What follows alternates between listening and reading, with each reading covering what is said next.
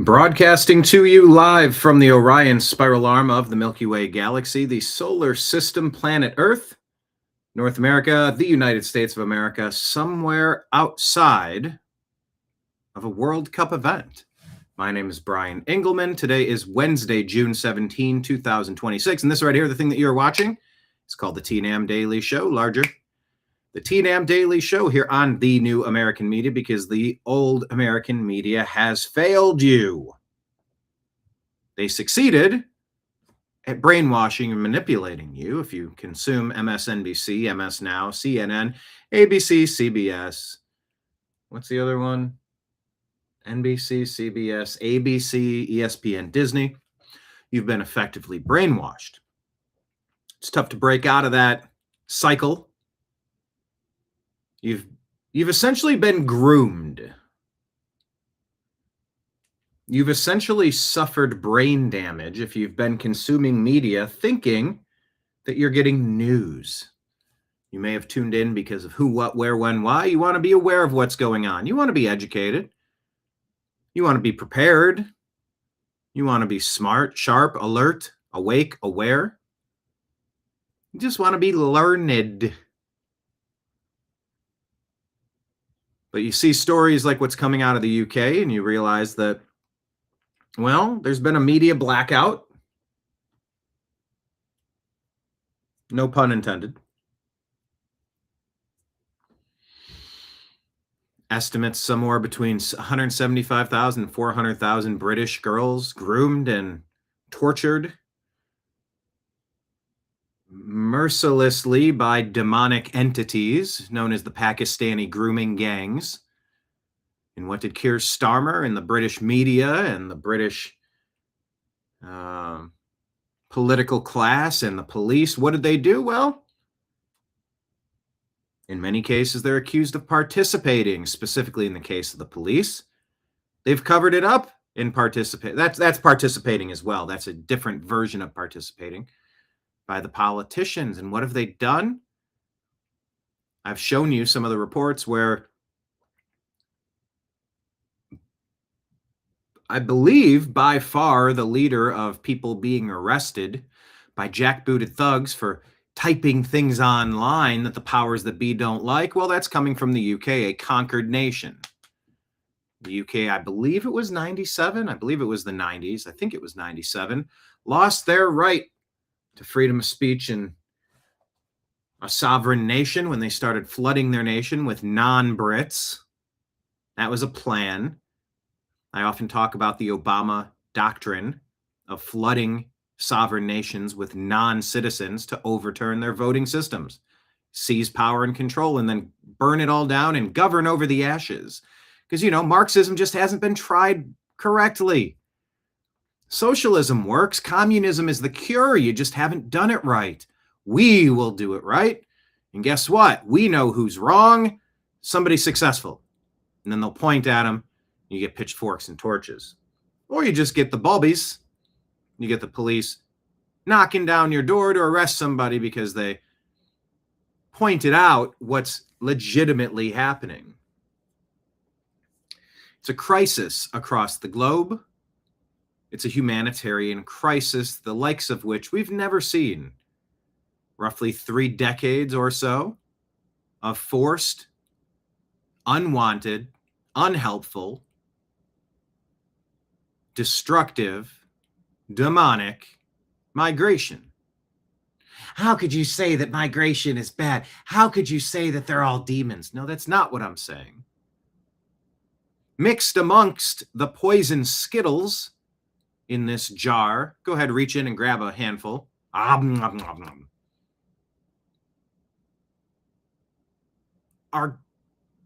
a couple of good ones. Maybe even a lot of good ones. But what number does it take for you to not want to reach your hand into a jar of M&Ms and say, well, the blue M&Ms are poison, but here, wear this blindfold. Let's just see what happens. Why do you want to see what happens? Well, I know somewhere at the top, the powers that be looked at the pyramid schemes, the central bank schemes, inflation. You could call it inflation. That just feels like, oh, I'm blowing up a balloon at a birthday party. No. You're being stolen from, you're being robbed by tyrants, stealing the purchase power of your dollar by digitizing, quantitizing, printing. Money printer go brrr. Tens of trillions of dollars. It's not even worth it to make a penny anymore because it's just a penny. It's not worth anything. Used to have penny candy. Oh, yeah. Gas used to be under $1 a gallon. Remember that? Some of you do. They'd say, give me 2 Bs for a nickel, they'd say. Kenneth, what was that quote? Jamie, pull up that quote. Somebody copy and paste the quote from Grandpa Simpson in the comments. By the way, hit the thumbs up button, hit like, hit subscribe, share the show with a friend, invite somebody to the bar today. My name's Brian. I'm your bartender. We're going to talk about all the stories on the screens behind us as we rifle through the rubbish, trying to separate fake news from fact. And if you appreciate independent media, we are like PBS. We're not a public broadcasting service. We are a private broadcasting service. And without your support, can't keep the lights on here. So thank you to everybody who is a friend of the show, a supporter of an open, robust conversation.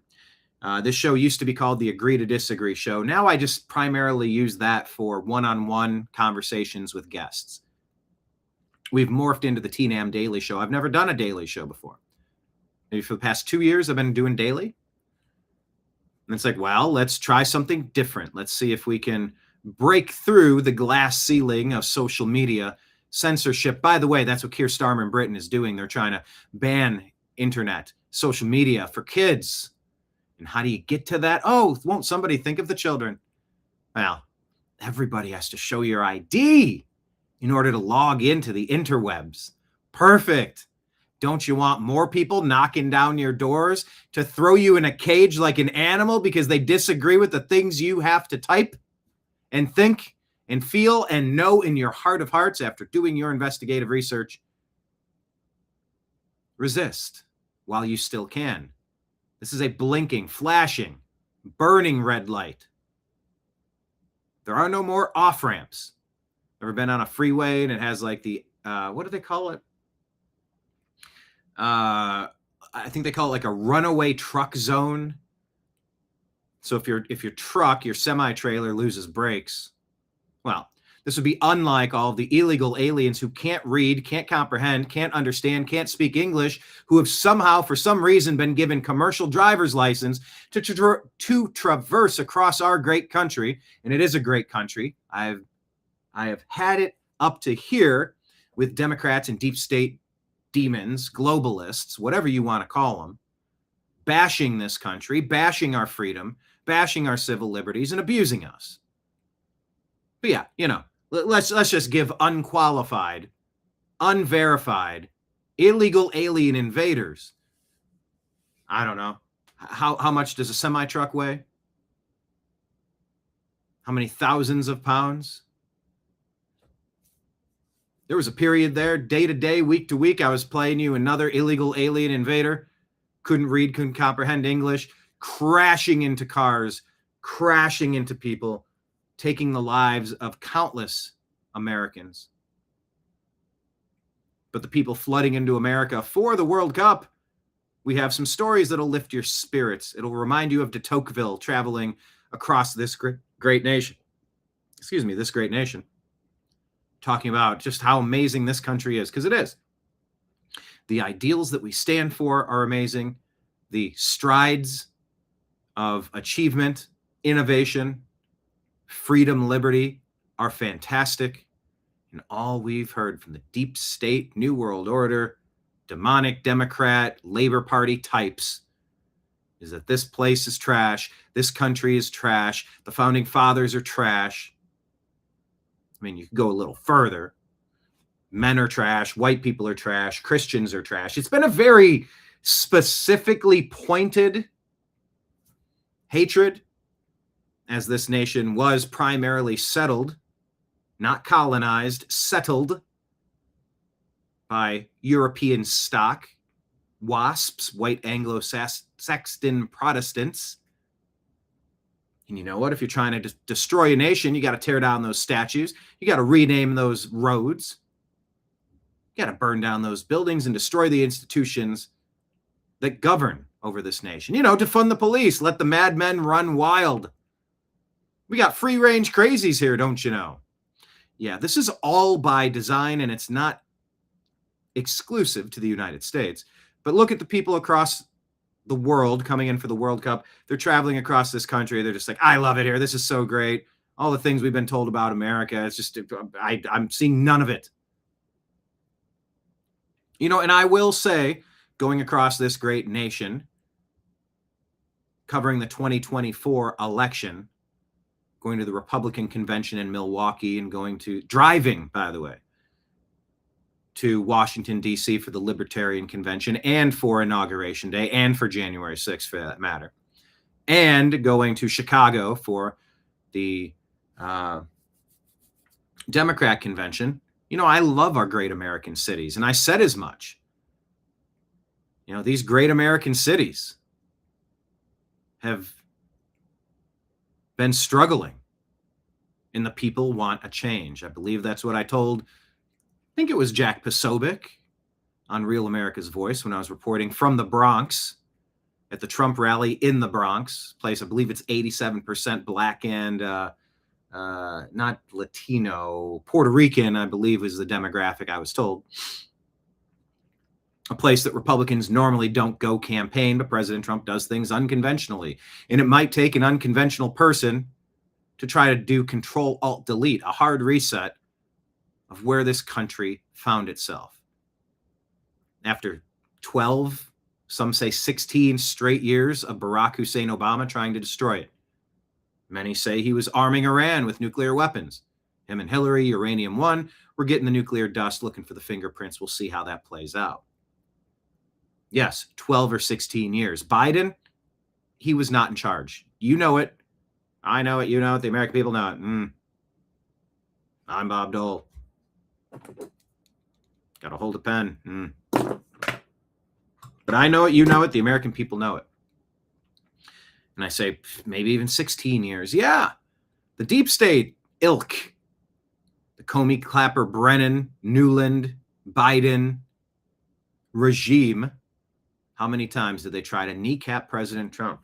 How much spying? Oh my God, you lauded, you the left, not you the viewer. You the viewer, hit thumbs up, hit like, copy the show link and text it to somebody. Copy the show link and share it on Facebook, share it on X, share it in a couple of groups, share it on Truth Social. Say, hey, we meet at noon and we talk about the news. But the efforts to stage a coup, to overthrow the sitting president of the United States, to spy. You people, the Democrats, the left, the deep state, the globalists, the New World Order, whatever you want to call it, they loved all the president's men. Oh my gosh. Robert Redford and Woodward and Bernstein. Can you believe Nixon? Can you believe that they put a listen? Oh, there were listening devices. And wigs. You got to listen to Norm Macdonald do a Richard Nixon impression with Jerry Seinfeld. Look it up. It's great. And wigs. You know, maybe I'll pull that one up.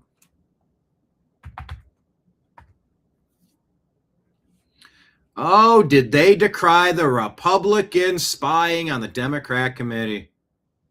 Oh, my gosh.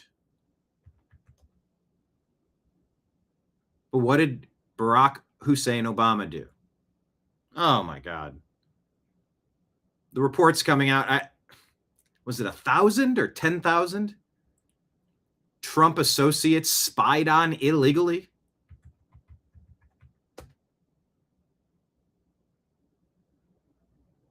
Nothing. Crickets. How about all the deep state plans to impeach Trump? He's a Putin puppet. He was elected by Russia. They hacked our elections. Fuck you. Respectfully. Disrespectfully. Disrespectfully, of course.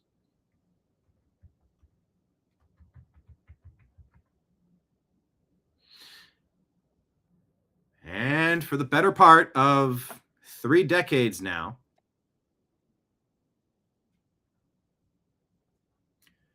we've been taught to hate ourselves, hate our country, hate our heritage, hate our history, hate our ideals, hate our founding documents, hate our founding fathers, because they want to burn it all down and govern over the ashes. That's it.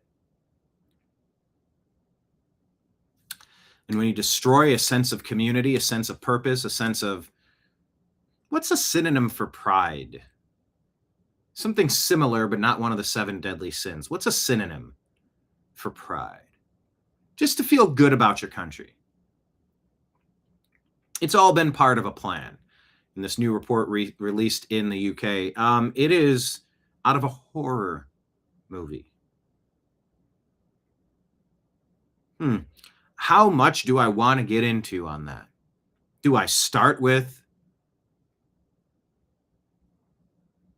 these grooming gangs abusing young white women, these Pakistani grooming gangs, these Islamic Pakistani grooming gangs, specifically targeting white British women, girls, not the Motley Crue song, not the place up there on the Sunset Strip that I used to drive past so often when I lived in Los Angeles. No, just girls that were subjected to, I don't even want to say what it was, but we're kind of going to have to. Who would sick animals onto little white girls, as Islamic Pakistani grooming gang invaders did over and over? Would film animals and force and hold to restrain and have animals abuse these girls and decay the babies that were born after they're getting AR'd 500, 600, 700 times. The testimony's all out there.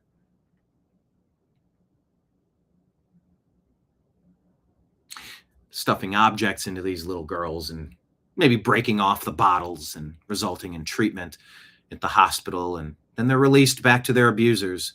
And it's all covered up, and it happens over and over and over again.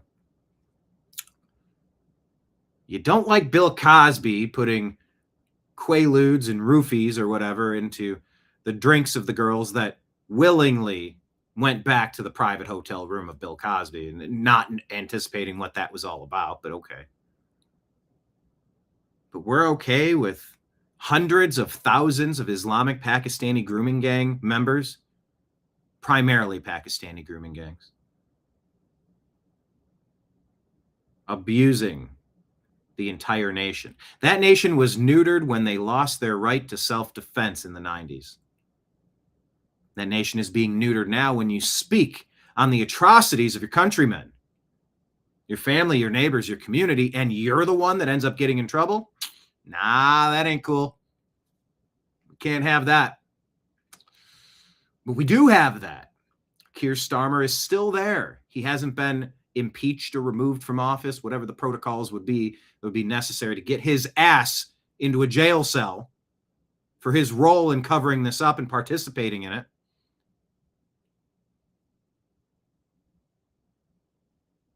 But it's emblematic.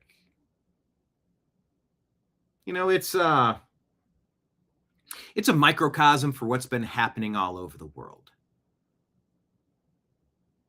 It's a case of speak now or forever hold your peace.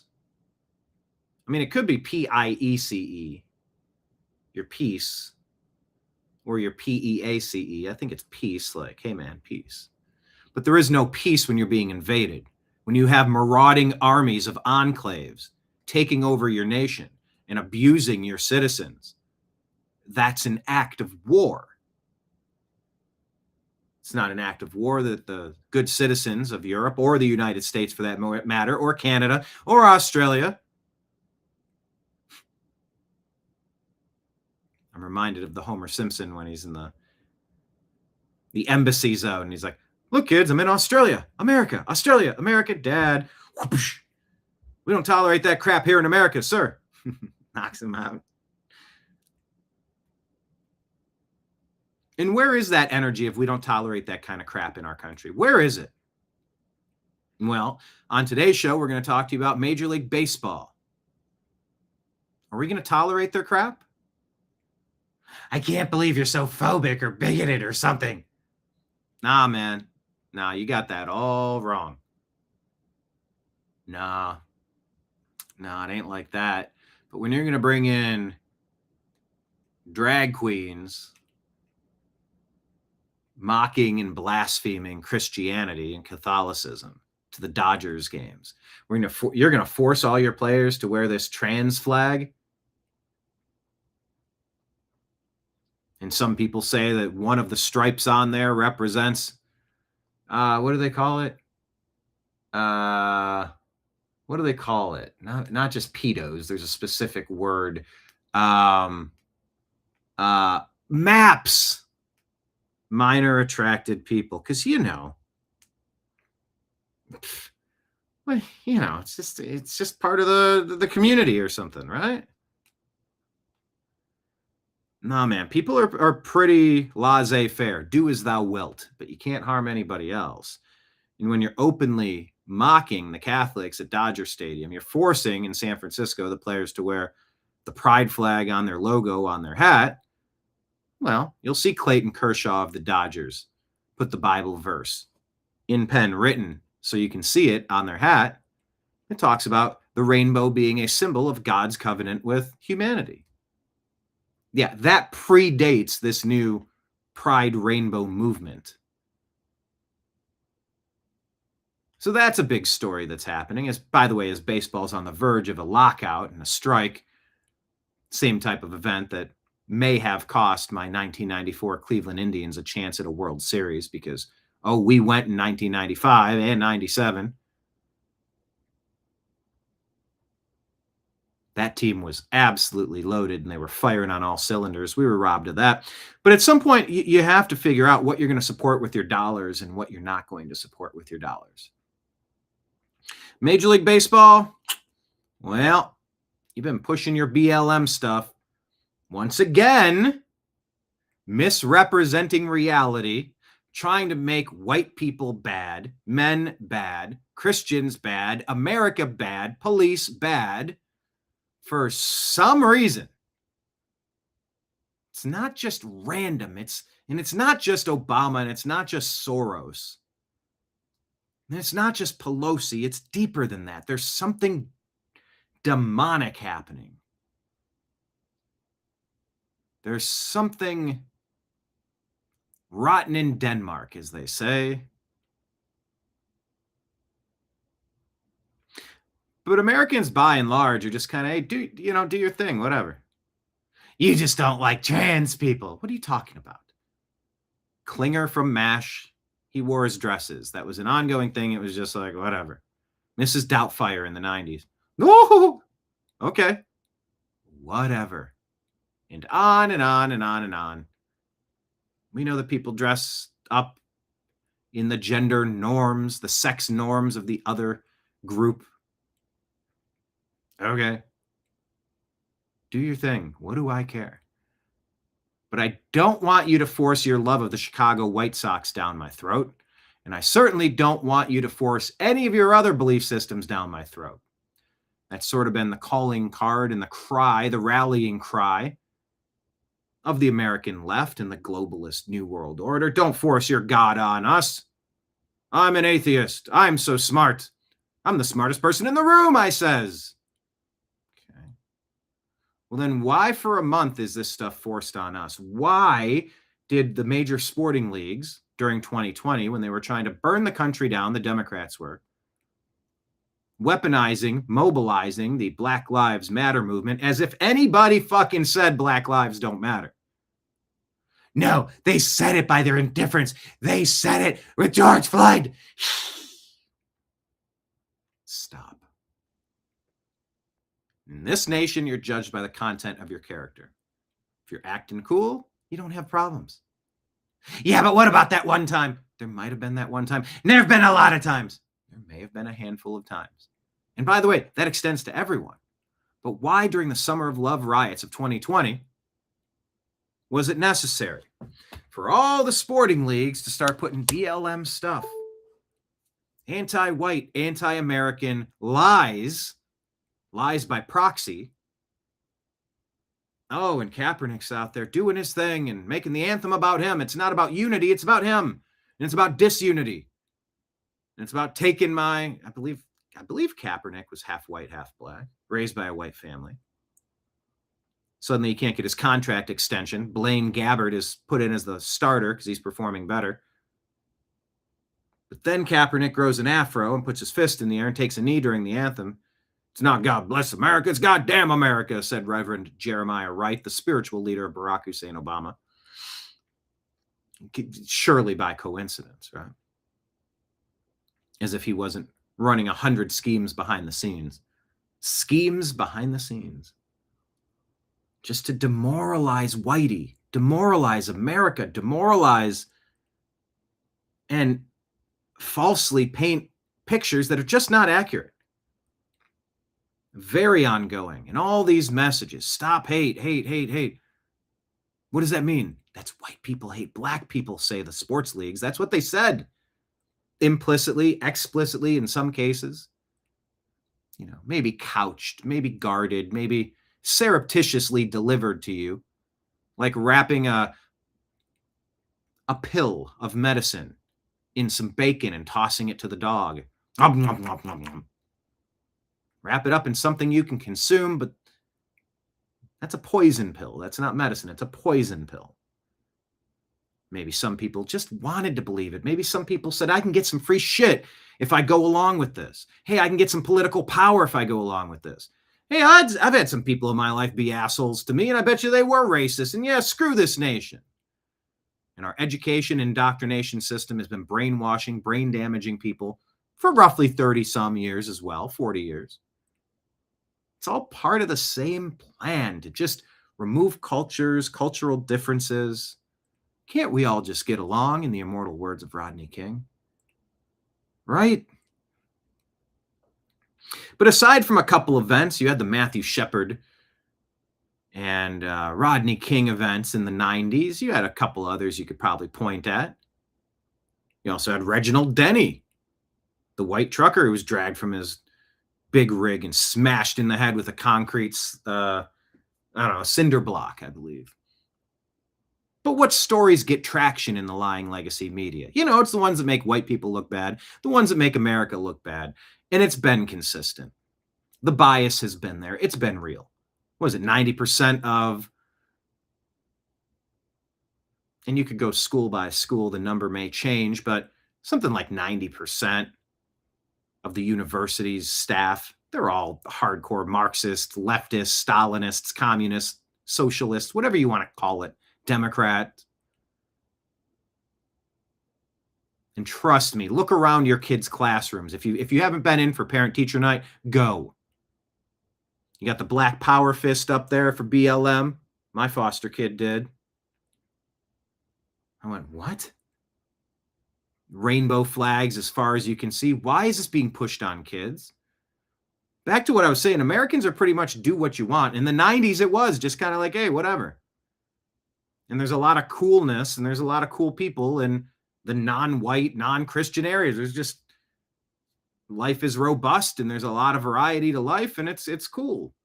The biggest stars, the most popular music.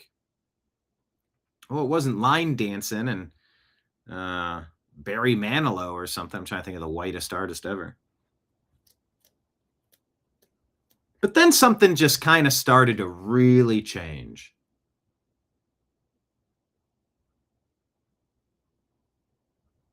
And Europe is past the tipping point, maybe. Is it too late to save Europe? Are they truly a conquered nation? They've accepted the fact that their families, their communities are going to be brutalized by invaders from outside their nation. That's what this is. Targeted, specific brutalization. Many of the perpetrators specifically quoting Islam as the reason why. Over and over and over again. Because non-Islamic people, they're not people. They're not important. They're property. They take their calling card, their marching orders from their books and their imams. A great example of slaves in some of these teachings. I didn't know that I couldn't do what I wanted to this 14-year-old indigenous British resident. I didn't know. I don't. They're what? And we have some of these clips of people getting caught talking about it today. But there's other stories. It's baseball.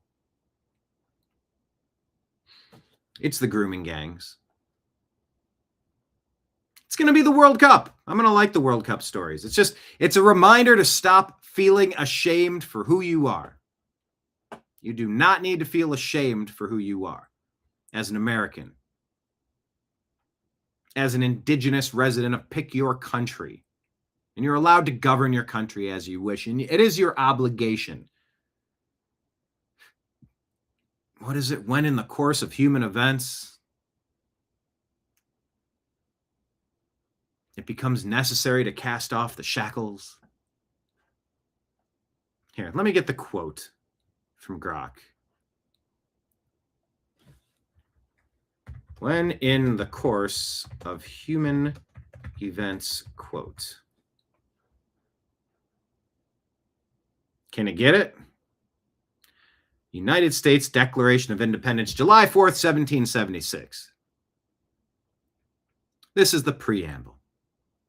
When in the course of human events it becomes necessary for one people to dissolve the political bands which have connected them with another, and to assume among the powers of the earth the separate and equal station to which the laws of nature and nature's God entitle them, a decent respect to the opinions of mankind requires that they should declare the causes which impel them to the separation. We hold these truths to be self-evident, listing grievances against King George III. Well, people of Earth, as I wear my human costume today, people of Earth, if you're being brutalized by an invading army, you must rise, you must expel, you must repel, you must defend. And you simply have to get rid of these politicians, impeach them, vote them out, indict them for crimes against humanity that they are participating in. We're at a crossroads, folks. I found the Norm clip. I'll play it on the other side of the show intro. So these stories and more on today's TNAM Daily Show. Hit thumbs up, hit the like button. If you're on the YouTube app, I think you can smash confetti or hearts or something. Do some of that. Leave your comments. We'll try to get to some of them, as usual. Because you're hanging out at the bar. We're having a conversation. I'm not just up here giving a diatribe, although I am. Some days I have more monologue than others. I got a lot on my mind right now. And my heart weeps. My lineage going back to that general region of Europe, Eastern Europe, etc. And being an American that had to live through the third or fourth Obama term of Joe Biden, I mean, we were close. We were close to losing this nation for good, and that's their plan. That's their Agenda 2030. You'll own nothing and like it. I want a hamburger. I want a cheeseburger. You'll have nothing and like it. Caddyshack.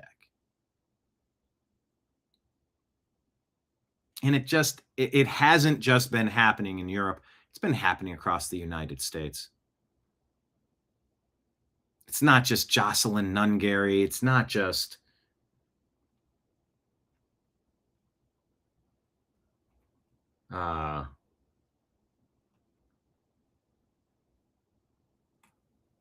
what's a girl's Lake and Riley? It's not just a couple or 5 or 10 or 100 people. Americans have been brutalized by people that did not come here the proper way through the front door. They snuck in,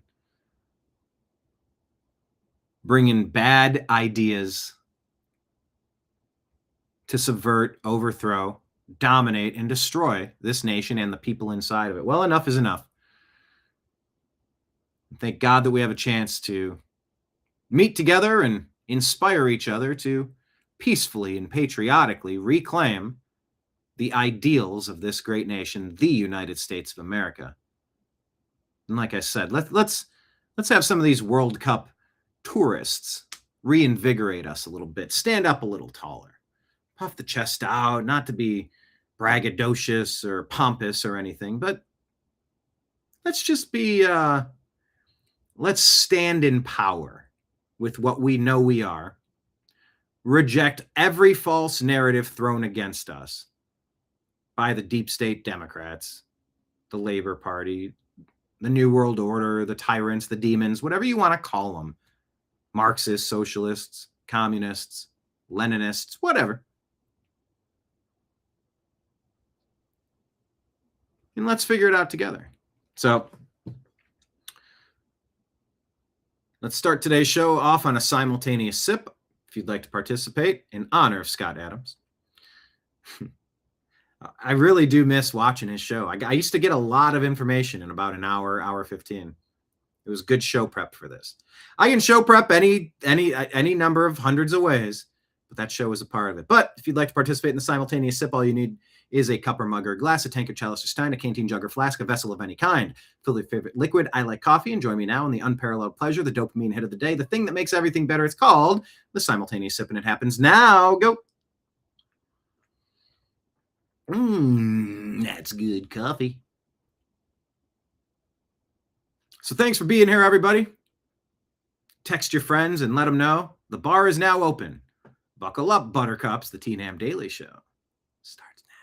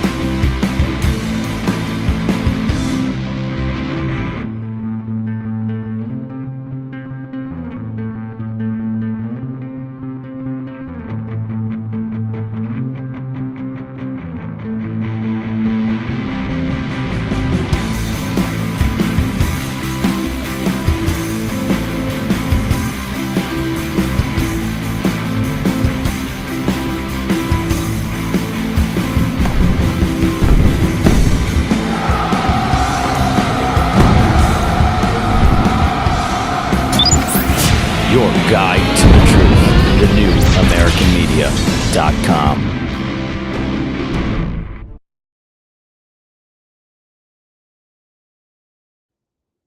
All right, everybody. Thanks for being here. Hello in chat. Mark is saying YouTube is already censoring. Not surprised.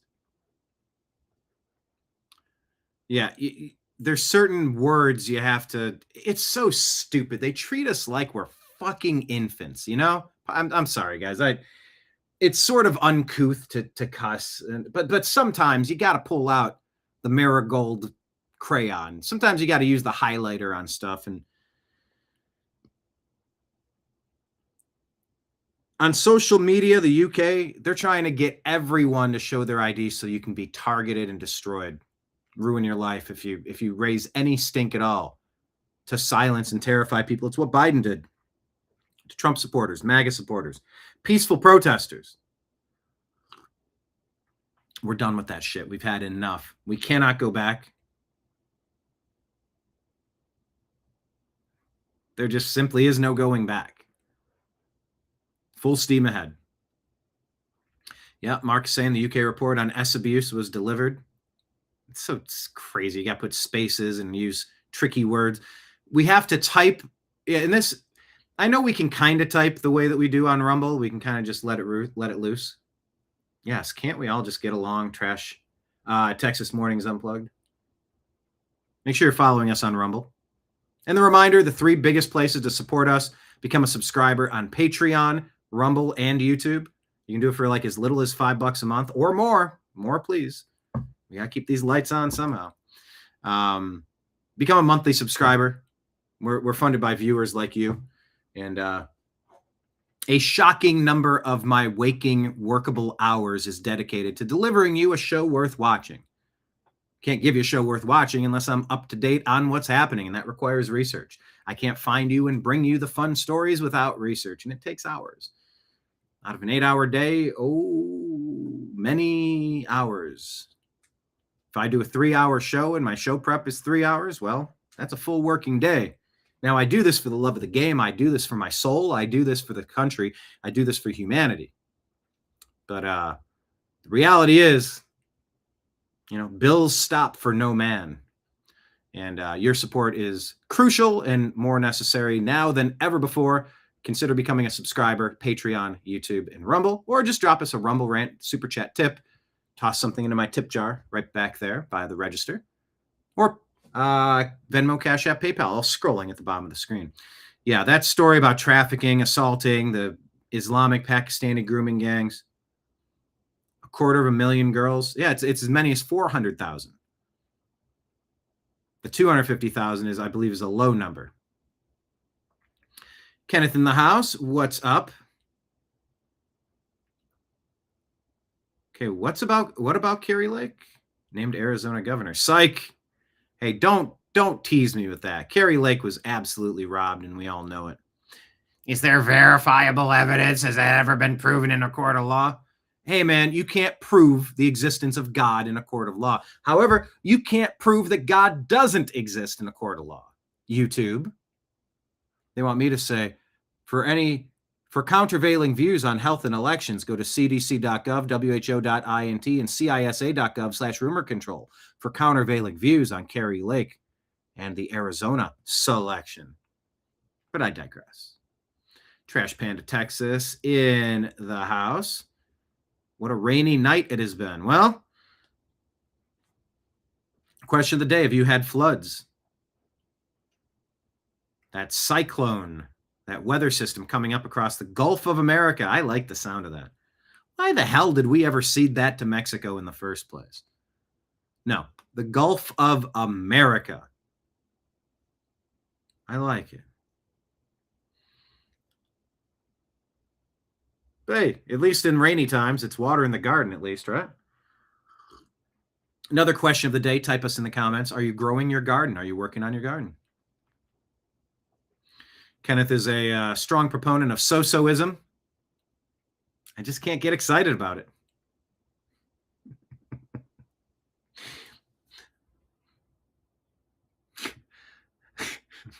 What would be the setup for that? It would be, what do you call a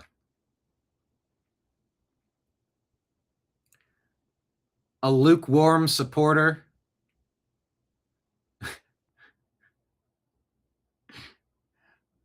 A lukewarm collectivism supporter with a speech impediment?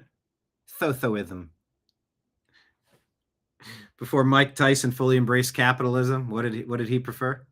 Thothoism. So-soism. I think there's a lot we could do with that one. Okay, it's been rainy. Yep, rainy in Texas. Dean says the British caliphate is no longer free, says Elon Musk. Yeah, it is a caliphate.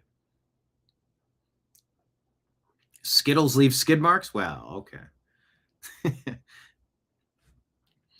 If there's one thing that I've told you repeatedly over and over again from my position at Health and Human Services, you have to avoid the red dye number 30, and maybe for that matter, all sorts of petroleum-based food dyes. So yeah, maybe Skittles do leave skid marks. John in the house. What are you saying, Mark, about the TV license fee? Oh my gosh, we got a Danette sighting. What is up, Danette? Damn it, Jim, I'm a doctor, not a pool, man. Danette. Did your parents name you because of the Pink Panther? Danette.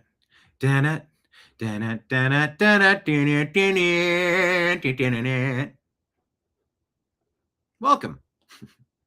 I think your schedule was more conducive to seeing us in the evenings. We did that a week or two ago.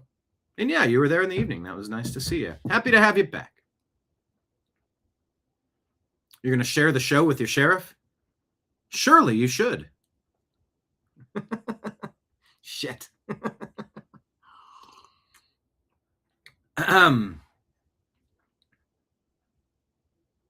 Yeah, 250 brick girls abused. No, tortured. Just tortured. Repeated, ongoing torture.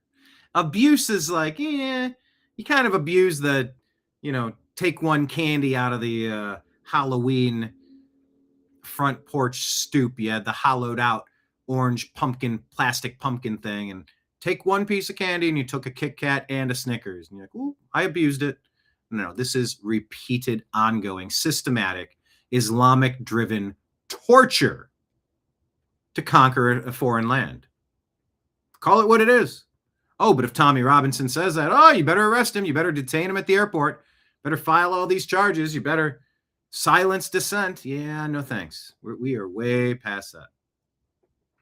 Yeah, I figured Danette has to go to work. But thanks for popping in. Happy to have you.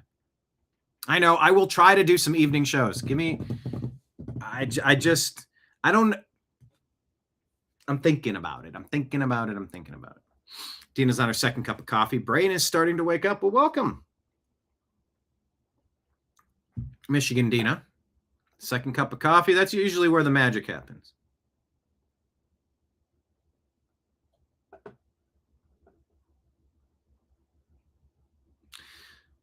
All right. Buzzing through comments. I got a lot of comments. Trying to figure out which ones we want to highlight here. Oh, yeah. Yeah. Not all humans are created equal. Did you just say? People are raised with vastly different standards of what's acceptable. We define what's acceptable here.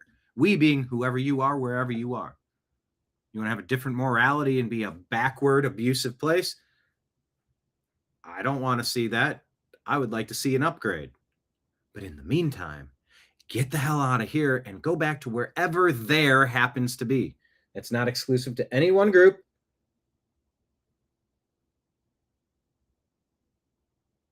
No, that is not exclusive to any one group. But yeah, you either assimilate to civilized culture or get to stepping. Don't let the door hit you or the good Lord split you. Oh, yeah. Most common boy's name is Mohammed in England. Well, remind me where the people of England voted for that. Tell me when they said, I would like to overrun our country with people from foreign lands. Yep, the globalists want you to swallow it whole. They want you to bird of love the swallow. Hello, Marion. Welcome. Someone put something in the British water, isn't it? Water. The British water. Exactly. All right. Who is Rain's Bow? Rain.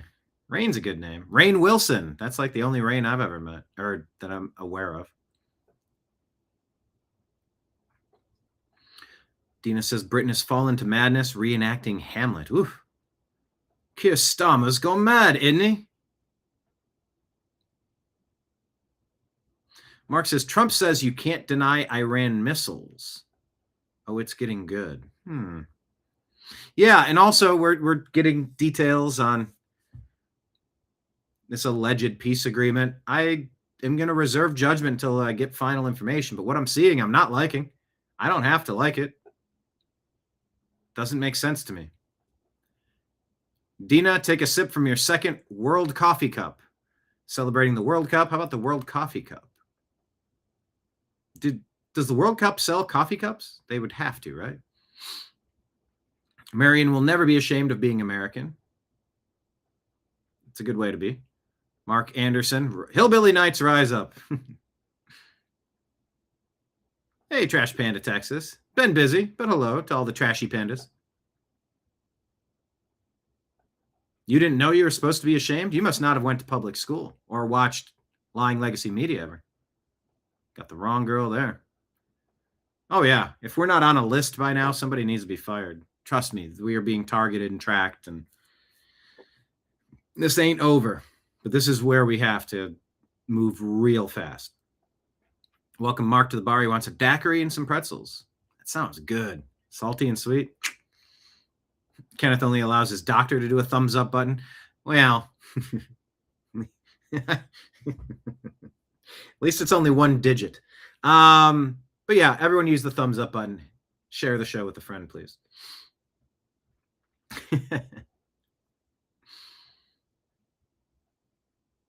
All right. Under the guise of protecting the children, it's never really to protect the children. Everyone they want digitized and tracked. Yeah, the flock cameratization of the globe. Because we're cattle, right? Yeah, it ain't good.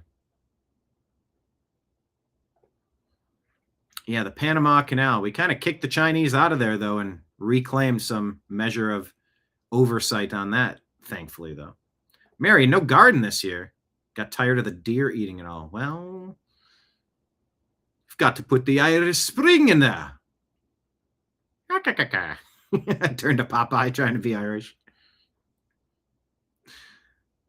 I know. The deer tax. They took my peaches last year.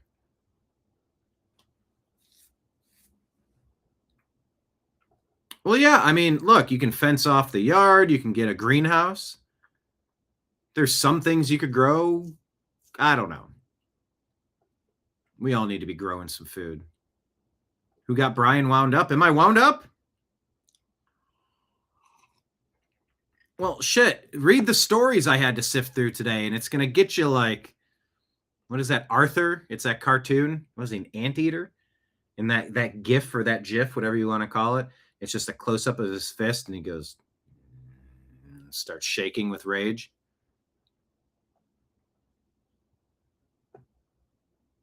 It's a Pakistani Islamic invasion to brutalize non-Islamic people. That's warfare. That's an invasion. It's what led to the Crusades to repel the foreign invaders. It's happened before. History doesn't repeat, but it rhymes. So yeah, digging through these stories, it makes you, it reminds you that you have one life to live, and yet you sure as hell better live in a way where if there's a God, which I believe there is as a Christian, as a born-again Christian, John 3:16. If I have to meet, and I need to find that clip. I've said it 1,000 times, but I recall telling John McAfee, I don't know if anything I'm doing makes a difference, but if there's a God and if I meet that maker at the end of my life, I want to be able to look at that entity, that spirit, that force, that creator, and say, I tried. Not to abuse other people, not to enslave other people, but to try to improve humanity, to stop demonic people from doing demonic shit, you know? So that got me wound up. When the English allowed the government to charge them to watch TV, they showed they would accept anything. Okay, yeah, the TV licenses. It's such a mess. Yeah, if anyone comes here, it's our laws and our morality. We get to decide that. We get to speak that with confidence, with boldness, with love and compassion. But love and compassion doesn't mean bending over and allowing people to come here and form enclaves to try to change our society.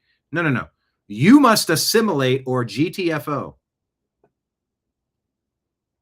Get the frosted owl.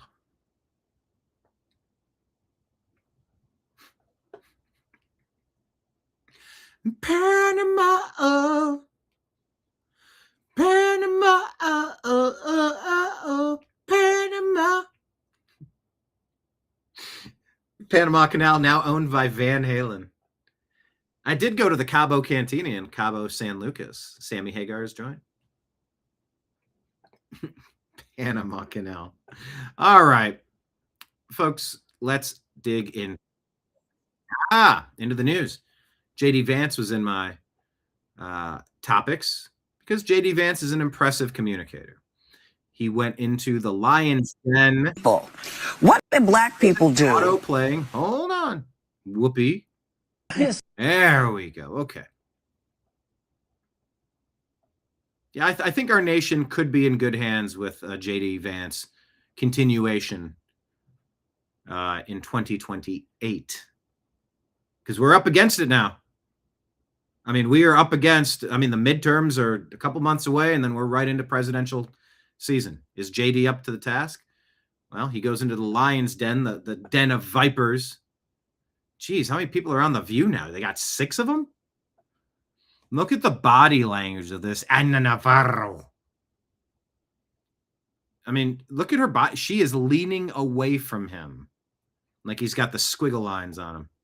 Anyway, here's The View, Whoopi Goldberg, and our vice president and future president of the United States, J.D. Vance. Yes, I do. Because you were talking about people.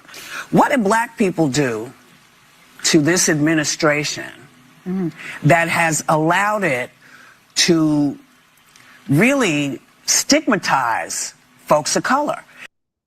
Huh? Kamala, that was word salad. At no point in what your ramblings, your incoherent ramblings, did anything you say make sense. You will be deducted 100 points, and may God have mercy on your soul. Paraphrasing, what was that? Billy Madison, I think. And you know how hard it is. You have folks of color in your family. Sure. So when you see, things. No, we don't know. You're not specifying anything. The Emmett Till stuff coming down, or them. What Emmett Till stuff coming down? Doing all kinds of removal of information removal of information. Black heroes. Of black heroes. How does that sit with you? Well, what exactly are you talking about, Whoopi? Because you just I know Emmett Till was the kid. No, I want to know what she's. You don't know what I'm talking about. Your actual point. So in a lot. What is your actual point? A lot of the museums. There's so many.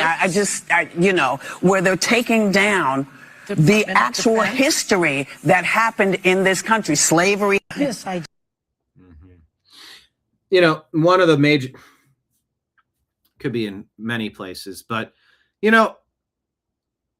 don't need to constantly talk about that time you fell off the ladder and broke your leg. You don't have to talk about that time you did something regrettable in 7th grade, or the time that someone did that was bad. Why do you repeat this shit every day? You don't. You address it and you move on. You don't pretend it didn't happen. You don't rewrite history to pretend what is she saying? That Emmett Till did not die? By the way, Matt Walsh did a whole deep dive on that, on how the story as reported is not the story. Just a little sidebar. I'm not going down that rabbit hole, but if you're going to a national park, what are we doing spending our time when we're supposed to be appreciating our national parks and coming together as a nation and doing this stuff? Why are we focusing on slavery in our national parks? National parks. Did I say natural parks? National parks. For what purpose? Why? Why are we talking about that when we're out here in nature and glory and hiking trails? And it's not that you can't have exhibits on stuff, but what the Obama admin had been doing was trying to force racist ideologies, Marxist ideologies into your textbooks. Oh, well, you want to learn arithmetic? Well, capitalist Johnny has 4 apples. He steals from the proletariat. He takes from the working class all of their apples. Why is Johnny a fucking racist? And you're like, I'm trying to do 4 + 4. What did you do? Because everything the deep state Democrats have been trying to do is to demoralize, to destroy. Deep state Democrats demoralize and destroy. Everything everywhere has to be like, oh my gosh, look at this lovely canyon. Can you believe what a blessing from God this is? Oh, it says here that slave labor and that, oh, I hate this country. This country sucks. Fuck America. At every turn, they're trying to shoehorn reasons to hate this place. That's not what you do. That's not what you do if you like a place. Now, it's definitely what you do if you hate a place. What did Michelle Obama famously say? I've never been proud of my country before. Before Barack was selected. Okay, you've never liked America until you selfishly got something out of it. Awesome. You've hated this place that's provided so much opportunity to everybody that doesn't act stupid or violent. You can be stupid and not violent. You can be violent. Maybe violent, not stupid. Sometimes violence is called for in self-defense and whatnot, but you don't need to shoehorn this stuff into every topic. We're sick of it. We're done. We're not doing this. We will not raise our next generation to hate this place, despite your best efforts, Democrat. No, thank you. Does Whoopi lead a cushioned life? Very cushy. I know. The time is the present, not the past.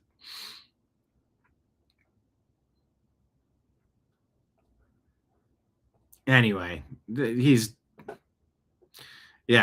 in the comments. Last I remember, it was their side ripping down historical Confederate generals, their statues.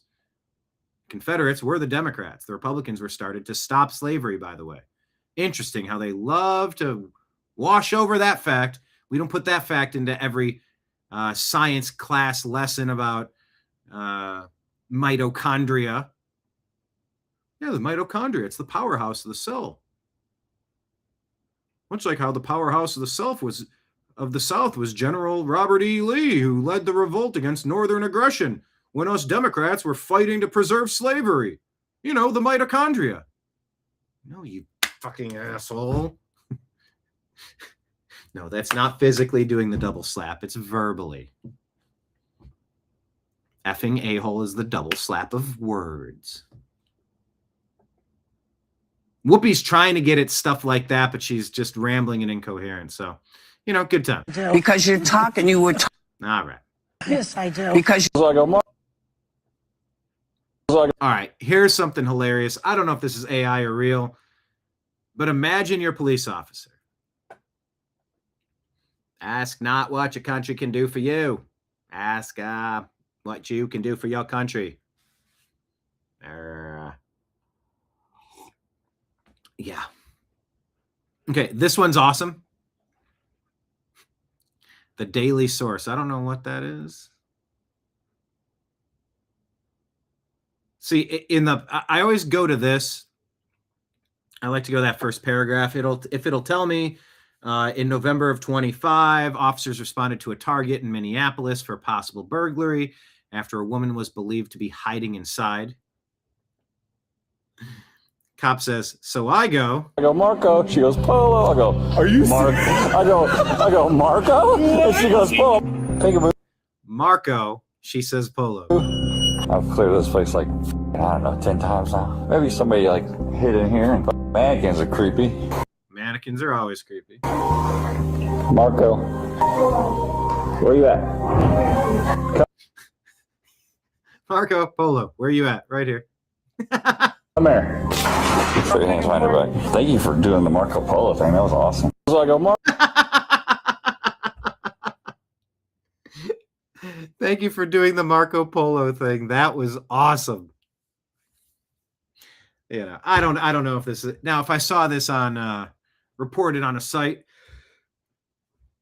that I was familiar with, I would be more likely to trust that it was a legitimate story. But it's pretty funny. The cop didn't know she was chill like that. I know, seriously. At that point, I'm letting you off with a warning. Jimmy says, you'd be surprised how the mind and body react under stress. She's probably panicking about being caught, and so she automatically responded to Marco Polo without thinking. I mean, Maybe next time yell out, Sweet Caroline. Answer in the comments. Sweet Caroline. Comment, comment, comment.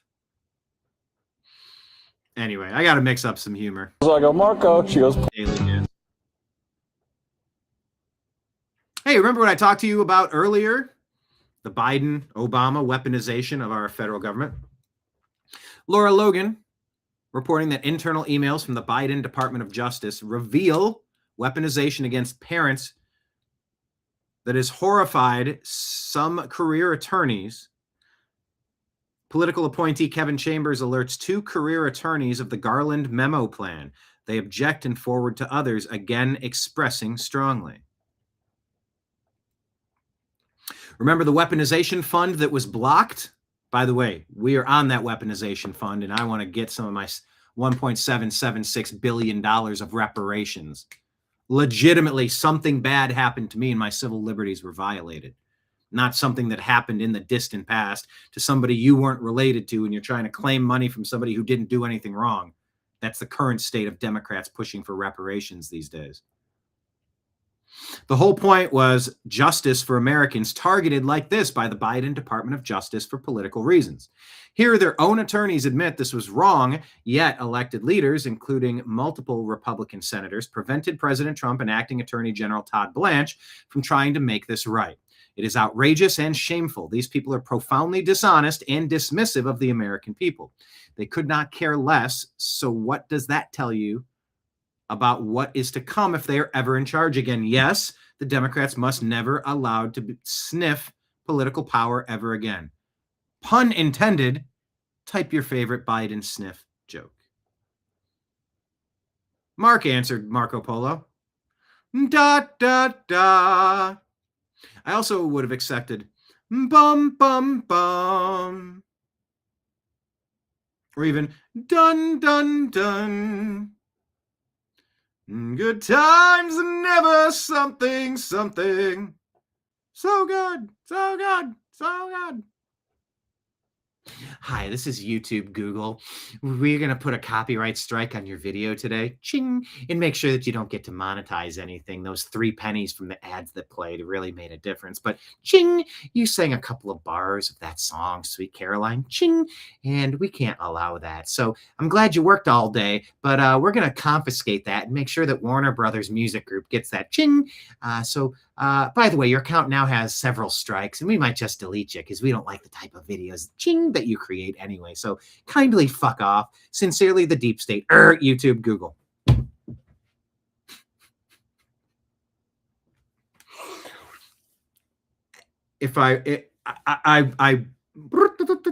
I wish I was kidding about that. Sadly, I'm not. Laura Logan says it's time for this country to wake up. And there's the emails proving what she says. I say, hey. Oh, they played the Renegade song. That was Obama's street name. Hey, talking about spying on people and violating civil liberties, let me pull this one up. This is from the Norm Macdonald show, Norm Macdonald Live. I referenced it a moment ago. You might never hear a better Richard Nixon impression in your life. So...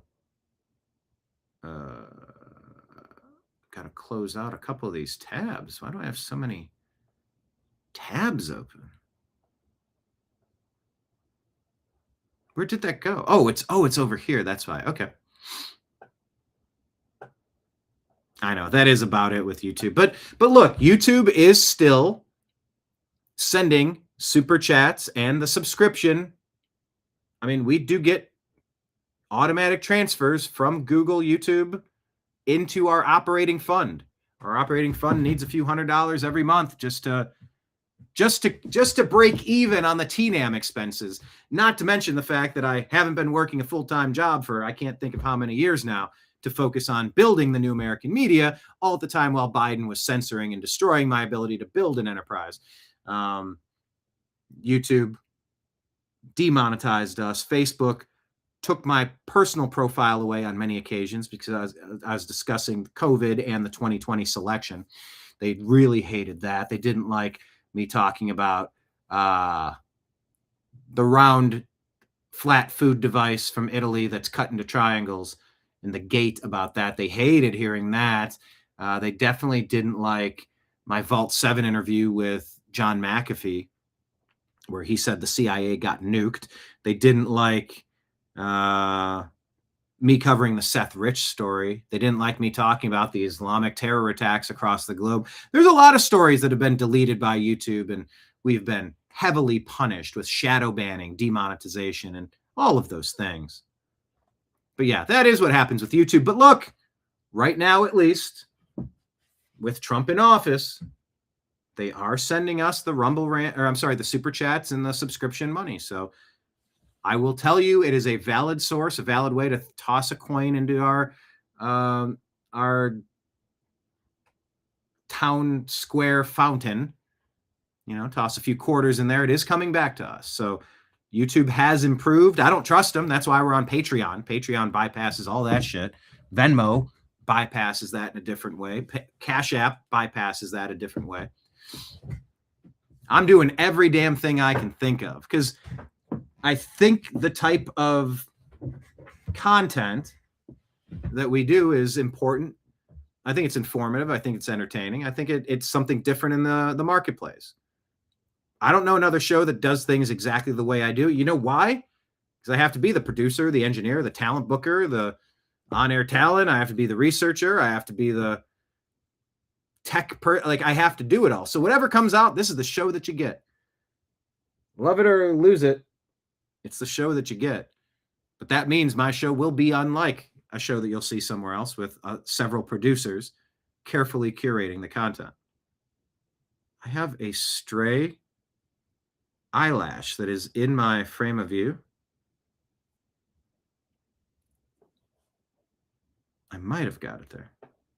Who did take out Seth Rich? Oh, it was, come on. It's not like, stop. It's not like Julian Assange in an interview basically told you that Seth Rich was the person that transferred the whistleblower information about how the DNC was rigging their primaries to prevent Bernie Sanders from capturing the title of nominee to rig it in favor of Hillary Clinton.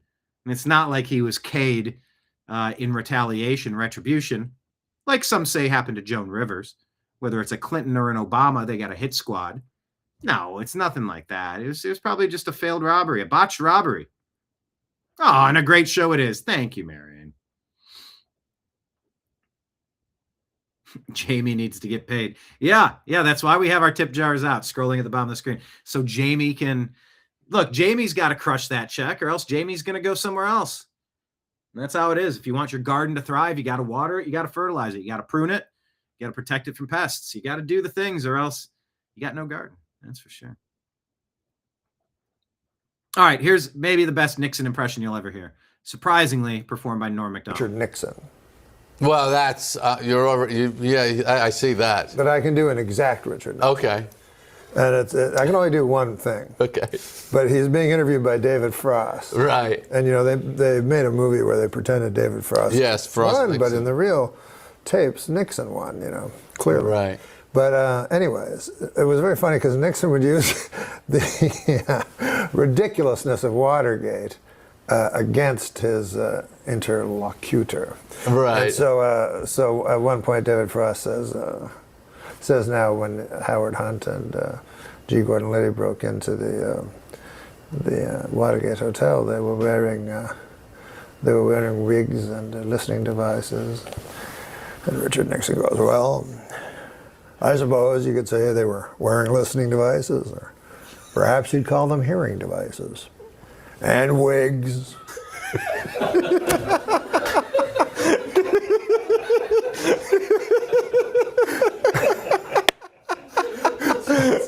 I just love the and wigs. Only thing I can do. That's the greatest thing I've ever seen. Seinfeld's not an easy person to impress, but yeah, Norm Macdonald's comedy and impressions live on. I love that so much. All right, back to the news.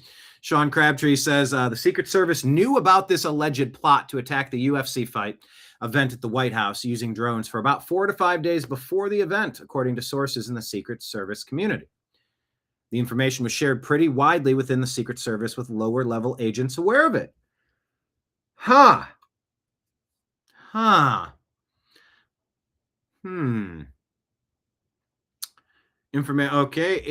I use the word alleged plot because some sources in the Secret Service community are questioning just how serious the plans were to launch drones to attack the White House UFC event. Is this just the FBI and Secret Service trying to score a big win after multiple failures, especially on the Secret Service's part, such as Butler, the Florida golf course, White House Correspondents' Dinner? Multiple scandals involving Secret Service agents and UD officers, including the UD officer found masturbating in a hotel hallway shortly last month. This is written pretty weird, Susan Crabtree. I didn't hear about the Secret Service guy wanking it. More info needs to be shared with the public about the extent and seriousness of the plot. But Kash Patel appears to have stepped on some of the arrests, angering the Secret Service. Secret Service Deputy Director Matt Quinn is doing all the public talking for the agency and is really upset that the FBI is getting the credit for thwarting this drone plot against the UFC event. Quinn does have a good point, however. Why would the FBI and Secret Service let the UFC event take place when they hadn't made 100% of the intended arrests of the co-conspirators and perpetrators? One Secret Service source makes this point. I mean, if these are unnamed sources, you could, take this with a grain of salt. This is all fan fiction. I view it at this point, but it's worth noting. It's an angle to consider. One Secret Service source makes this point. How would Mike Tyson read that? One Secret Service source makes this point.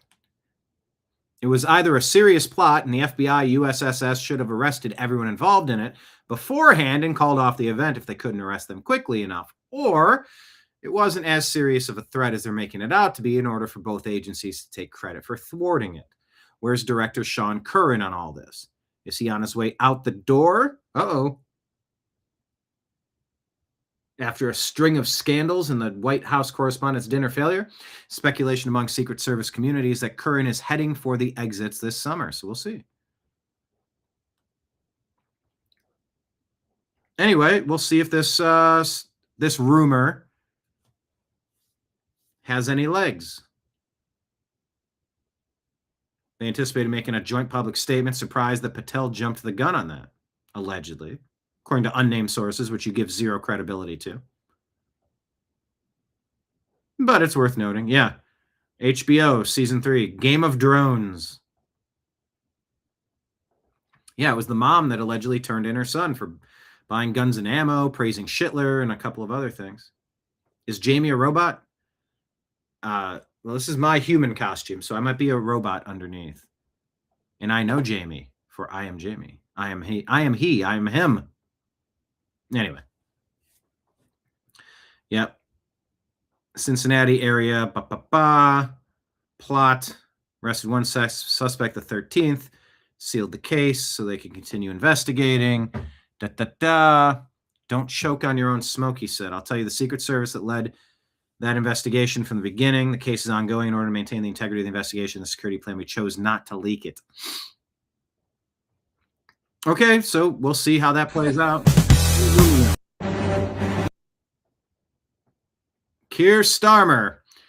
Oh my gosh, when is this guy going to be thrown in the gulag for his role in this? It just keeps going. According to the AF Post, the independent inquiry into the UK's rape gangs shows that while Sir Keir Starmer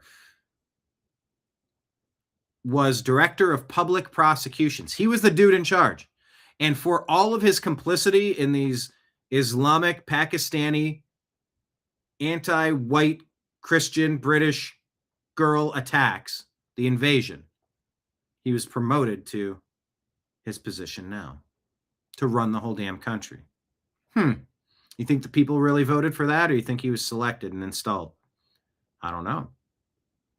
While Keir Starmer was Director of Public Prosecutions, the Prime Minister let off over 13,000 suspected pedos and arrests with warning letters.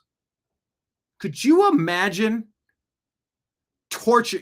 We got to stop saying abuse. Torture. Permanently ruining the lives of these young girls. Let them off with a warning letter, most of whom Pakistani Muslims. Oh my God. Warning letters. And remember, Muslim mayor of London, Sadiq Khan, repeatedly insisted there were no grooming gangs operating in the city. Yeah, they were doing it intentionally, and they were lying to you every step of the way. They wanted you beaten, demoralized, disarmed, silent, compliant, and eventually destroyed and replaced. For fuck's sake. He described evidence from the whistleblowers as politically motivated. Yeah, why wouldn't you be engaged politically if your nation was being butchered? Of course that makes you political. That doesn't mean it's false. Perfect music for that sick piece of shit. This one's pretty good. Daily Wire says, Lib blames Elon Musk for all your problems and gets instantly cooked. Ali Samarco says, Elon Musk is a trillionaire, but it's definitely the people on Snap that are ruining your life. Remember Carl Benjamin shared that that meme that's going around right now? The 16th century silk merchant, reasonable black men. And so they're taking all these replies retorting as how a reasonable black man would sound, unlike how we scroll and we go past some ladies throwing haymakers at an employee at Wendy's because they were out of barbecue sauce, and you're just going, what in the hell is wrong with these people? But reasonable black men, he's the opposite, and it's all written in 16th century vernacular, old-timey verbiage. In this one, okay, Ali says Elon is a trillionaire, but it's definitely the people on Snap ruining your life. Modern McCarthyist. I hate having to lock my door at night to stop trillionaires from breaking into my home. But this series of jokes is along the similar lines.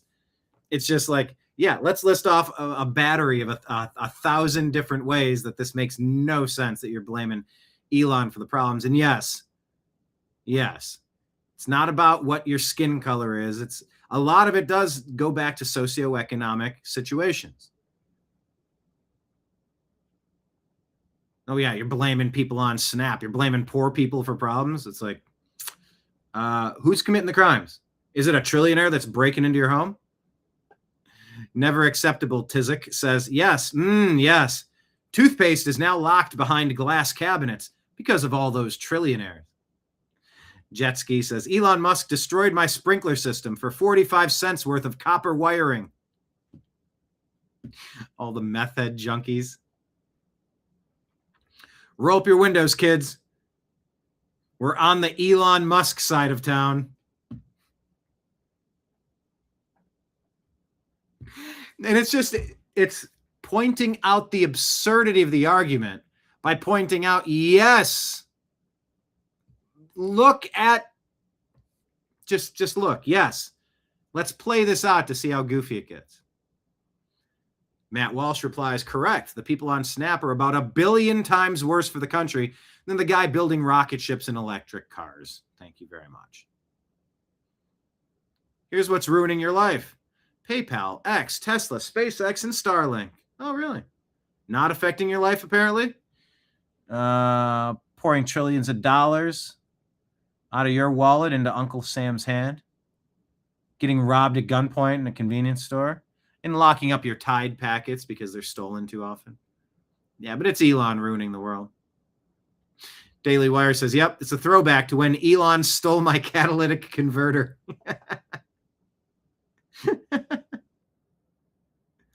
Yeah, you're right. Elon doesn't have a lot of money. It's all tied up in other stuff. Now, wait a minute. My name is human, highly suspect? Jeez, I wonder if I could even...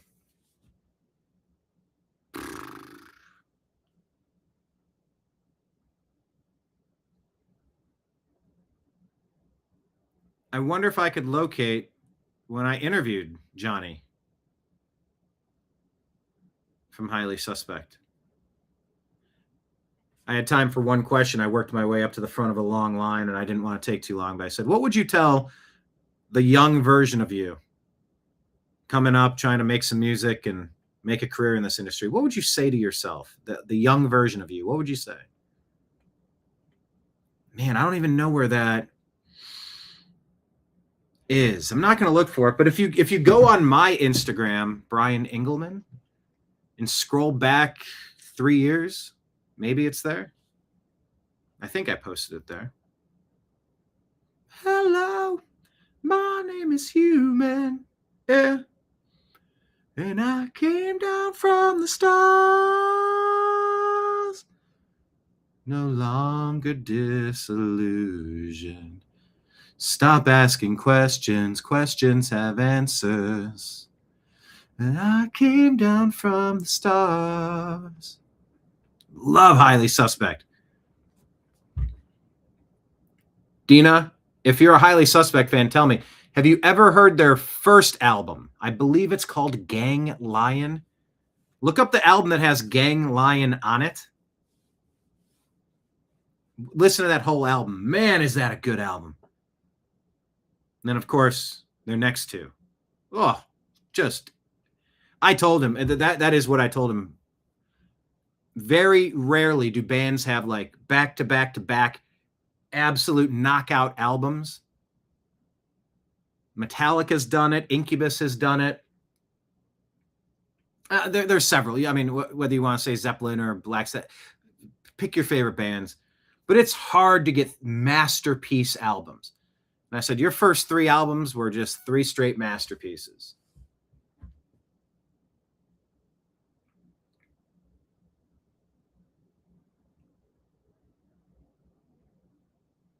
Yeah, but it is a fantastic song. But Dina, tell me, do you know their whole albums? I think that's what I'm going to want to do today. I'm going to want to pull up their album and just listen front to back. Because there's no bad, I mean, there might be one or two, but like out of 3 albums, there might be 1, 2, or 3 songs I don't particularly care for, maybe something throwaway, but like they are amazing front to back. Anyway, look up Highly Suspect, everybody. They good. All right, World Cup. Hey guys, so I probably found the greatest post of the day because it is so true. So the dad says, what the World Cup has shown us so far, propaganda has worked immensely. Americans are taught that our country is nothing special. Europeans are taught that America is a horrible country. Europeans visiting are reminding us that none of this is true. So I'm sure you guys have seen social. And by the way, a lot of that is because the Democrats have been pushing this shit through their lying propaganda media for 30 years. Media around the World Cup, the Scots, the Irish, people, the Japanese that have come into this country, and they're just blown away by what America has to offer. And, you know, prior to all of this, I'm a United States Army veteran, and I've traveled throughout Europe, Italy, France, Paris, Constanza, Romania, Germany, Austria, and each country over there also has its unique attributes.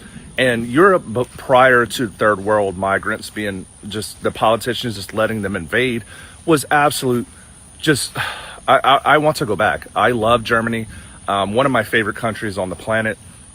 But ultimately, the United States is my home. And what everyone around the world is discovering, everyone has uniqueness to their own country, and they want to protect that. So these politicians that have divided us for so long is no longer relevant. We are seeing that we are one people, one group of patriots that want to protect our country.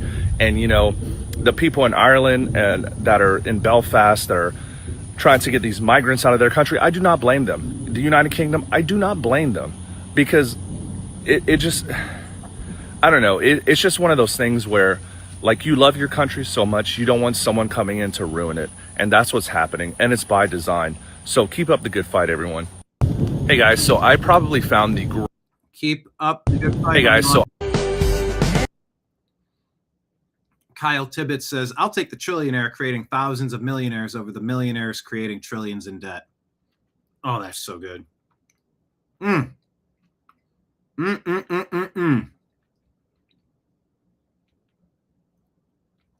Musk corporations employ 180,000 people. Oh my goodness. I'll take the trillionaire creating thousands of millionaires over the millionaires creating trillions in debt. That is how you answer that question. Remember this, lock and load this retort, this verbal retort away for when people say, trillionaires, the billionaires and trillionaires. I'm a democratic socialist. There's a reason. You can't have people becoming trillionaires. You got to stop the billionaires and trillionaires. He used to say millionaires, but then people like, Bernie, you're a grifting millionaire with multiple properties. I meant billionaires. Go after the billionaires. They're always kicking the can further. The song that I wrote, 3 Pointing Back. Every time you point a finger at somebody else, you got 3 pointing back at yourself. Bernie Sanders. If you want to hear that song, go to I Like the Letter U, Tube Just Fine. I Like You, Tube Just Fine. And type in 3 Pointing Back. It's a pretty good song. It started with a breakdown, a misconception, simple failures of perception. It's just a situation where we can't see past our own goals of where we want to be. It's not my fault that I'm not perfect, but it's yours for asking me to be. And I won't hold that all against you because I would not want that done to me. Love that song. Ah, this one's great. The British mind attempts to comprehend American ribs for the first time. This may or may not be from World Cup. I might have seen this before, but just the European mind cannot comprehend America. Whoa. I know you're from where you're from. We're foreign. What are we don't know what we're doing? Stop with the knives. No, you don't need a knife? No, you pull it apart with your hand. And listen, hold up. And you take your fingers and you lift that up and you eat it. Okay. Not with a fork. Okay. Absolutely. Okay. Sorry. Enjoy holding your food and eating it like that. I love eating with hands. Okay. All right. Thank you so much. Yes. Okay. No. I'm sorry I let it get that far. No. Our mistake. I'm sorry I let it get that far. God, that's funny. I'm sorry I let it get that far. Watch their eyes when they experience American barbecue. They completely. We're not used to meat being soft enough to just rip it apart without a knife. Okay. I mean, that's not normal. Mate, cheers. Cheers. To the best ribs in America.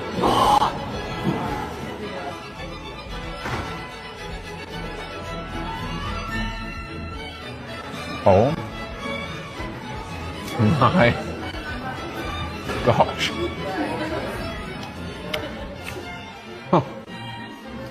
Oh my gosh. Wait, what? It's better than boiled beef, isn't it? It is the most succulent meat with the most beautiful glaze. Can you see how cleanly that's come off the bone? You see that? I'm sorry, I completely lost for words. Whoa. There's just something so wholesome about all this stuff. Don't know when and where this was filmed. Actually, that was a question I put. Who are these chaps and when was this filmed? Gerard says, we definitely don't thank George Washington enough. Robert, I think I need to move to England and open a barbecue shop. Ryder, they just realized why 1776 was so important. And yes, I'm sorry I let it get that far. Courtney, I just saw their test. I just saw their test. Why can't I say it? I just saw their testosterone rise in real time. I know you're from where you're from, but we're not doing that here. Bro's pupils dilated, like in Fear and Loathing in Las Vegas, or in that's a good one. I'll stop with the analogies there. Whoa. Look at him leaning. He couldn't be leaning back any further. He's like, who is this dude and what's about to happen to me? This big black dude about to bust me in the head? I mean, he's like, whoa. And dude's like, oh my God, I don't know what's happening. What's happening? Now, at this point, I don't know if he knows who that guy is. But if someone just arrives at your table and you're in the middle of something, saying, whoa, I would be taken aback. I love it. I just love it. Oh, I know you're from where you're from. We're foreign. Well, we don't know what we're doing. Stop with the knives. No, you don't need a knife? No, you pull it apart with your hand. And listen, hold up. And you take your fingers and you lift that up and you eat it. Okay. Not with a fork. Okay. Absolutely. Okay. Sorry. Enjoy holding your food and eating it like that. I love eating with hands. Okay. All right. Thank you so much. Yes. Okay. No. I'm sorry I let it get that far. No. Our mistake. Our mistake completely. We're not used to meat being soft enough to just rip it apart without a knife. Okay. That's not normal. Mate, cheers. Cheers. The better is in America. Those eyes. Question of the day: have you ever cheersed meat? Don't take this in a weird direction, people.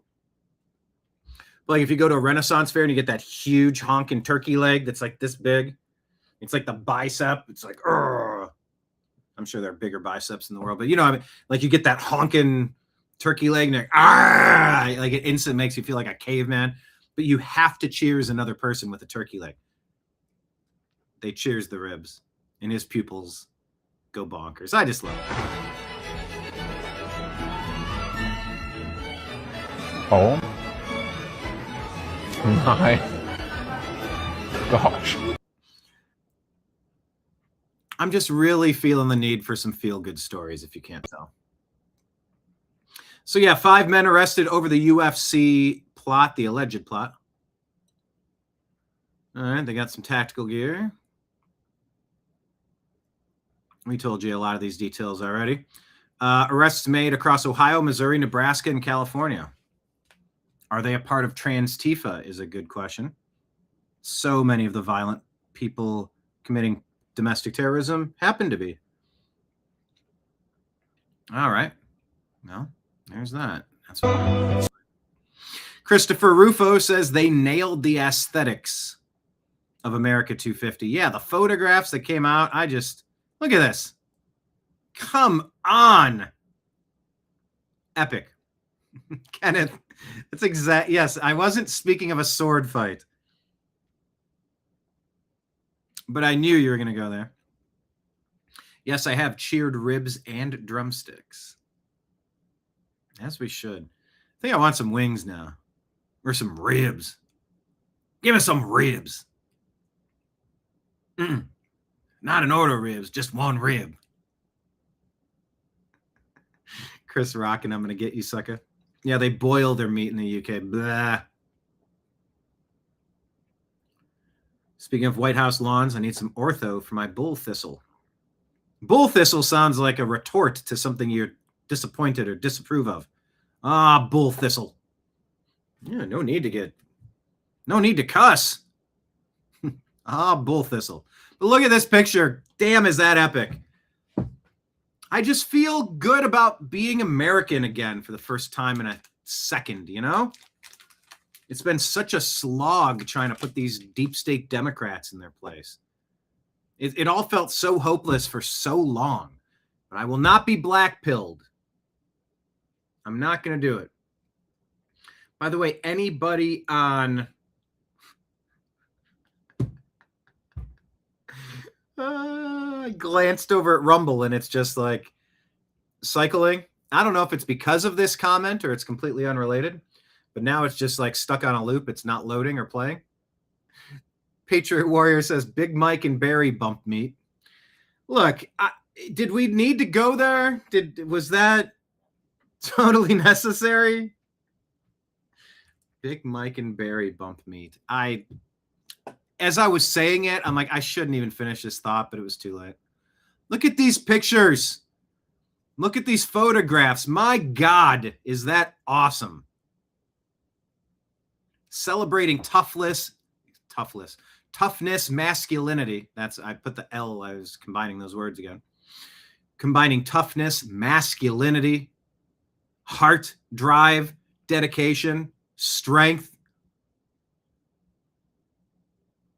It's like it's straight out of Idiocracy. No, it's not out of Idiocracy. I mean, it is, but it's more than that.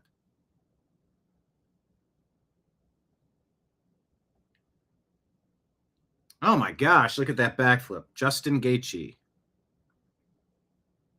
The White House in the back. Wow. You got the rainbow, you got the Washington Monument, the reflecting pool, the White House, the UFC event. Look at that lightning. There's the backflip. Man, is that cool. It's just objectively cool. You got the Marines, right? Marines standing guard, and they're doing motorcycle tricks. Nitro Circus, motocross.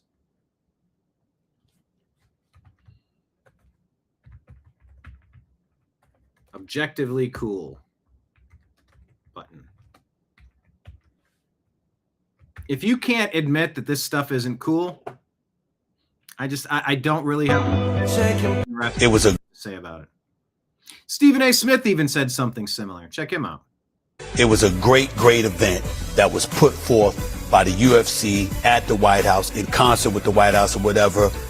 It did a hell of a job. I thoroughly enjoyed it. I was there, 4,000-seat arena. I gotta be honest, coming off the NBA Finals, where I was at multiple NBA Finals, better event than the NBA Finals. Wow. It was a better event than the NBA Finals.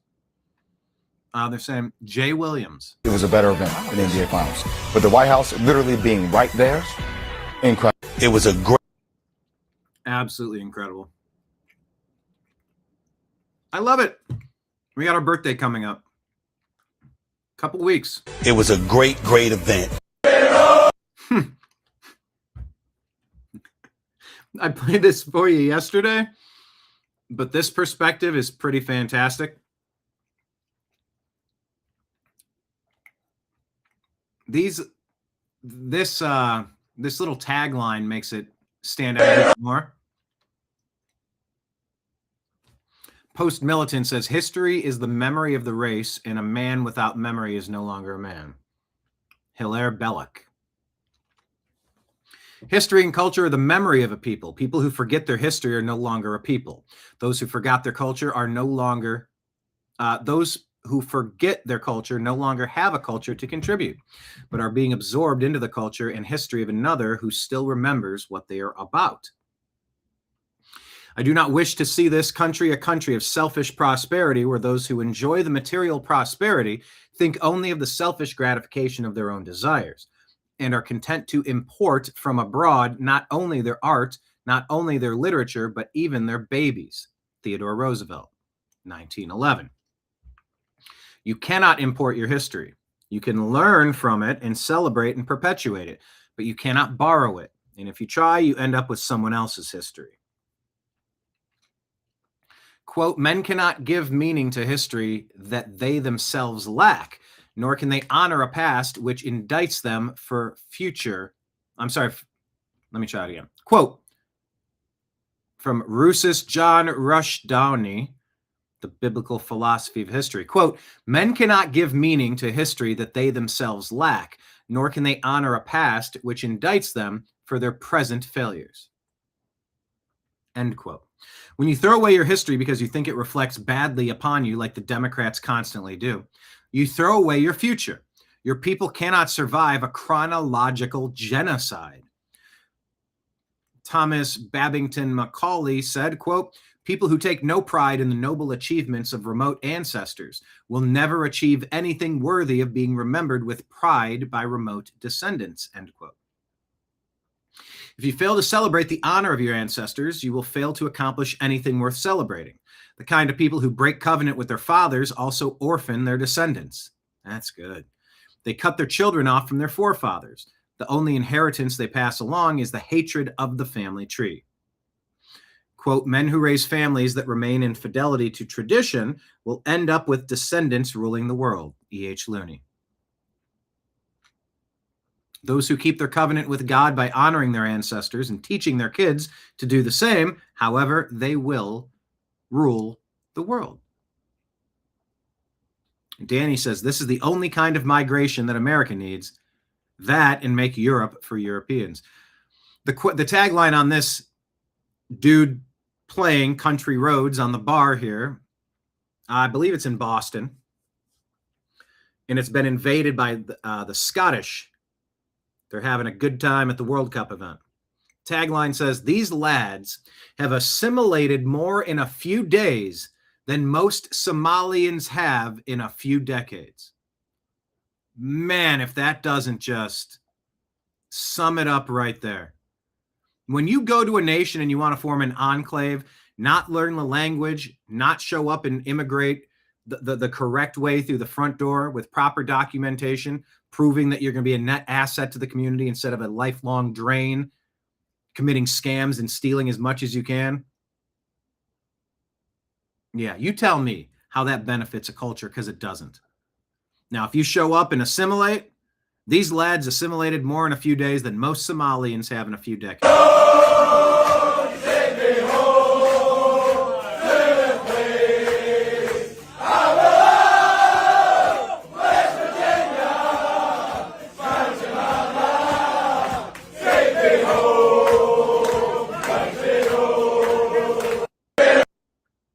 It's making my heart sing.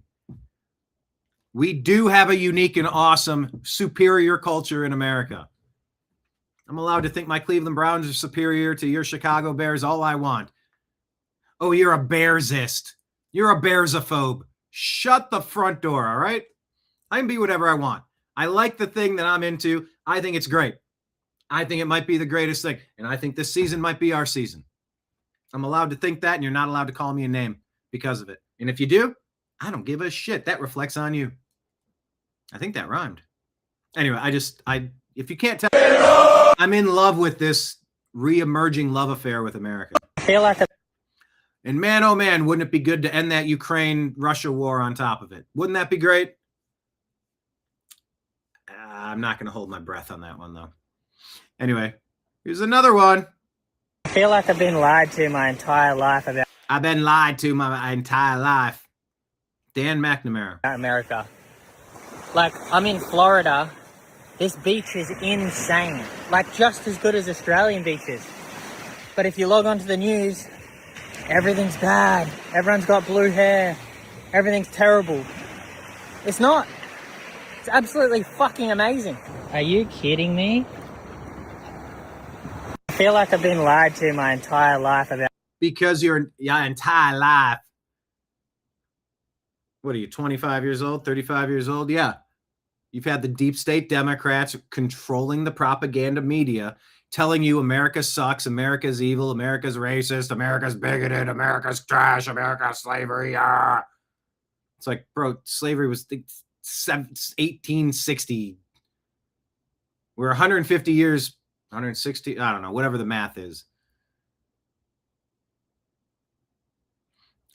The Democrat media treats America like an abusive partner, usually a woman, who will constantly bring up something messed up that you did in the past. Yeah, it's just like when you went on your trip to something and something, blah, blah, blah, blah, and you're like, ugh. That was 17 years ago. Are we still talking about this? Are we still? I cannot talk to you tomorrow if we're still talking about what's happened 17 years ago. But it happened. You're erasing our history. We cannot continue. Hold up your cross. We cannot continue if you're going to keep talking about the past. We got to look forward. We don't need to rewrite it. We don't need to lie about it. But damn if we do not need to talk about this every day and cast a dark shadow over every single thing we do always. But the Democrats do. That's how they keep. I feel like I've been lied. We're really excited. It's all related. Another person who could be a potential future president of the United States, Marco Rubio. He has thoughts on Freedom 250. He had a talk with President Trump in the UFC ring up there. We're really excited about Sunday. We're never going to see anything like that again, guys, ever. I was there late last night. They were testing the pyrotechnics. I'm not going to give away anything other than to say they work. It was good. Secret Service wasn't as excited by the explosions, but everybody else. And what they built out there is phenomenal. We'll never see it again. Although the president's threatening to leave it permanently. You heard that, right? He's threatening to leave the, just don't know, maybe, we'll just host weekly fights between people in politics, and and settle our scores that way. But all kidding aside. Like Hamilton, right? Alexander Hamilton.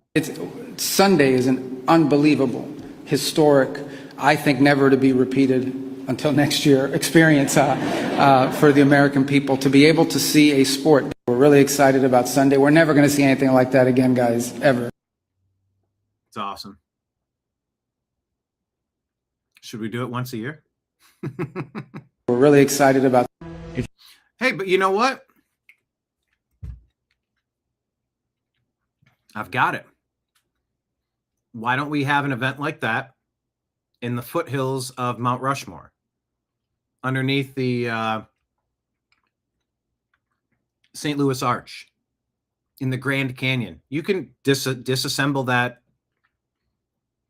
rig and go to historical sites and do cool stuff. Bring energy to it.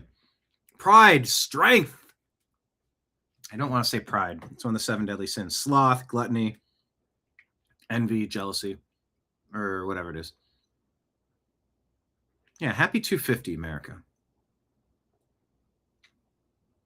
All right. My mission is when I see Charlie, I share Charlie, because he was taken off the board and he is a future president denied to us. So what was he warning us about regarding the left? If you are concerned about the erosion of speech and the deletion of opposition ideas. Yeah, that's what they're doing in Europe. And it's what Biden was doing here and Obama was doing here. This is the fight right now. This was October 20th, 2020. But we've always known that the left does not want freedom of speech. No, because their ideas don't make any sense. They do not want different ideas. They consider any sort of capacity of conversation an obstacle to their power grab. 100% true. And so, because as soon as they start talking, they start punching holes in their own ideas and they lose support. The left has gotten very smart here. Instead of using the Elizabeth Warren and Bernie Sanders line that they want to break up and nationalize these companies, they say, no. We can control these companies and they will do what we want them to do. Yeah, that's what happened to the New American Media. My goodness, were we censored and shadow banned, demonetized. Oh, love it. These tech companies will be the Gestapo of the. And he said this in 2020, and that's exactly what Biden, Obama's third term or fourth term, absolutely did. Came after us. That's why we're crowdfunded. Once again, reminder, Patreon, YouTube, Rumble, consider signing up to be a subscriber. It really helps us. Drop a Rumble rant or super chat one-time tip into our tip jar, or Venmo, Cash App, PayPal. It's all scrolling at the bottom of the screen. But this is what we've been up against for years and years. We've been at it for 15 years. I think we should be bigger than we are at this point, with the number of videos, the number of views, the consistency that we've been doing. It sort of doesn't make algorithmic sense that we haven't grown parabolically in relation to the content that we've put out. It just doesn't make sense. Logging into Instagram and seeing that we're like 4 people away from hitting our 1,000 followers and ready to go live and stream this show on Instagram. The next day it went down to 985 from 995. Next day it went to 975. Next day to 965. I'm like, why are we losing 10 people a day? I almost never unfollow an account. And we're certainly not a reckless account that does garbage reporting.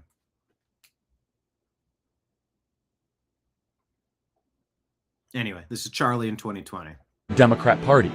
These tech companies will march around and digitally assassinate people that they want gone. If you are concerned.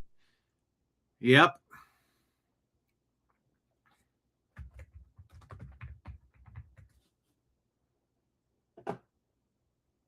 If you are concerned.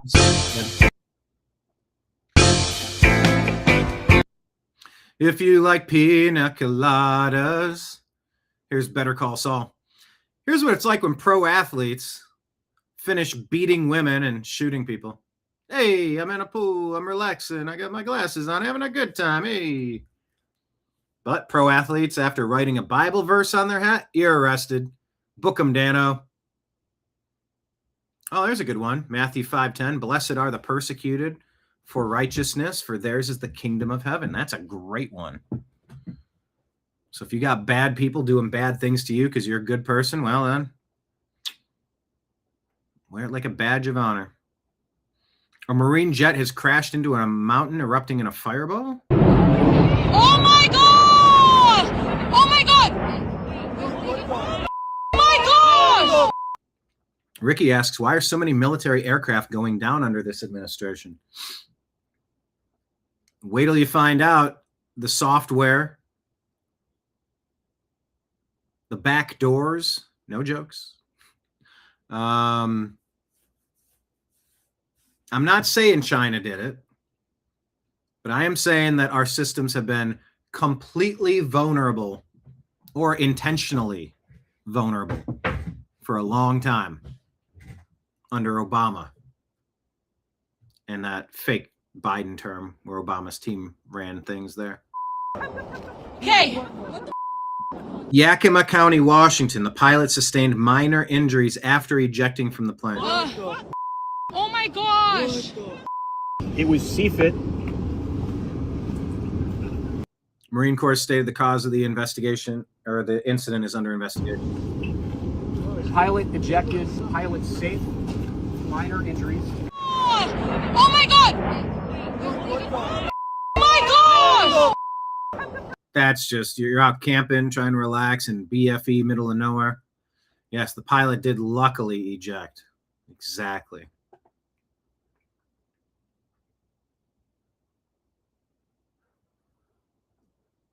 So that's happening. Following the sad news of there's a lot of music on this. I don't know if I can play it. Following the sad news of Oliver Tree dying in a helicopter crash, I think it's important to look at other artists that died prematurely while having issues with their record label. Michael Jackson, homicide, major feud with Sony Music, Prince, overdose. 2-year lawsuit with Warner Records. Lisa Lopez from TLC, car crash. Very vocal about car crash. I thought it was a plane crash.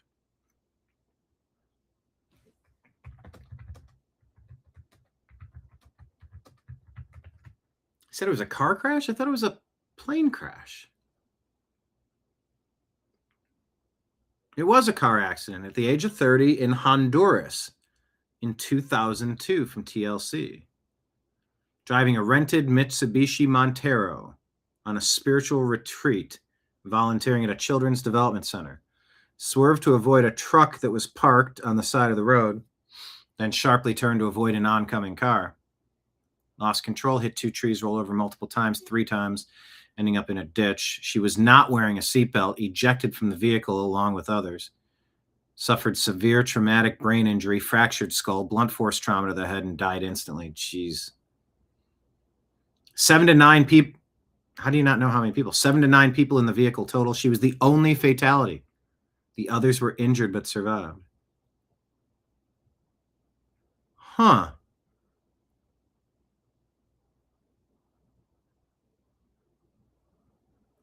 This was ruled accidental. Tupac, though, gunned down while looking to leave death row records. Amy Winehouse, alcohol poisoning, well-documented feud with Universal. Whitney Houston, drowning, publicly talked about her issues with Arista Records. Juice WRLD, overdose, exposed the dark side of the music industry. and many, many more, Chris Cornell and Chester Bennington, all arguing with their record labels. And then they get very profitable once they die. They have insurance if things happen to their artists for lost revenue. And a lot of them own their masters. Make an infinite amount of AI remixes and tributes and cash in on that. So when an artist is becoming too hard to manage, wants to renegotiate, or talks too much, the corporate structure is designed to suck everything out. Up-and-coming artists have to understand that the real power is between them and their supporters and in owning their masters. Most of today's mainstream talent already had their souls snatched. They had to bring in degeneracy while keeping their mouths shut. All the issues that are affecting their fans affects the global elite, selective about who gets our attention. Oliver Tree passed away. I was not familiar with him, but may he rest in peace. Yeah, Avicii, the video for A Better Day. Just a couple of things to consider. Bill D'Agostino shares this from Scott Galloway. Why is the left freaking out about Elon? Well, it's easy to understand. I would argue that the new Jesus Christ of our era are Steve Jobs and Elon Musk, and it's important to have heroes. The 47-year-old engineer has been called the real-life Tony Stark, better known as Iron Man. Elon Musk, a.k.a. real-life Iron Man. The guy is brilliant. He is a genius, and at least for now, the world is better off having Elon Musk in it than not. Elon Musk is one of the most interesting people in America. He's in the world, and I guess in the universe. Elon Musk is doing things that may revolutionize transportation and climate change. When somebody as staggeringly rich and staggeringly intelligent as Elon Musk talks, people listen. Has there ever been a car salesman like Elon Musk? Elon Musk is I think beyond a car salesman. I mean, he's more like a hero for a lot of folks. Just today, we were given a glimpse of something of a miracle at sea, or as Elon Musk calls it, Tuesday. Let's talk about SpaceX. Well, Kate, the launch this morning was glorious. Speaking of wonderful, out of this world, incredible images from the first all-civilian orbit around Earth. A huge win for Elon Musk. It's an amazing development that's going on. You got to give a lot of credit to Elon Musk. Elon Musk, he deserves a lot of credit. Isn't it crazy how he used to get some pretty decent coverage? Just call it fair coverage. Doesn't need to be slobbering. Yeah, they only started hating him, says Rath, when he said he'd vote Republican. Tesla founder Peter says as soon as they don't control you, they hate you. Elon Musk says he knows the biggest threat to humanity, and he has a plan. An immigrant to this country cemented his status as a leader in science and technology whose name may indeed belong alongside those of Edison and Jobs. Put another way, Elon Musk today showed the world how it's done. Man, I haven't heard positive news coverage on Elon in a long time. That was really bizarre. Ortho, though, pointing out Elon is scary. Yeah, I mean, I do get that. And in with that much power, you want to keep an eye on for sure. Now, what is this? Dina, you're saying B-52 that crashed was a test case to have an AI brain installed, but it crashed. Ortho, AI technology being infused into the cockpit. Yeah, man. So it's like they're trying to build a Tesla self-driving car in the sky. 8 died in the B-52, hardly got off the ground, and they knew immediately it was all over. Yeah, that's what happened in the Louisville UPS flight. That huge fireball. God, was that a half a year ago? It was the first B-52 with the AI brain. It was to be the template for other B-52s. Yeah, Terminator was a documentary. B-52 with the AI was designed to give into other military logistics. Should Al be concerned with AI?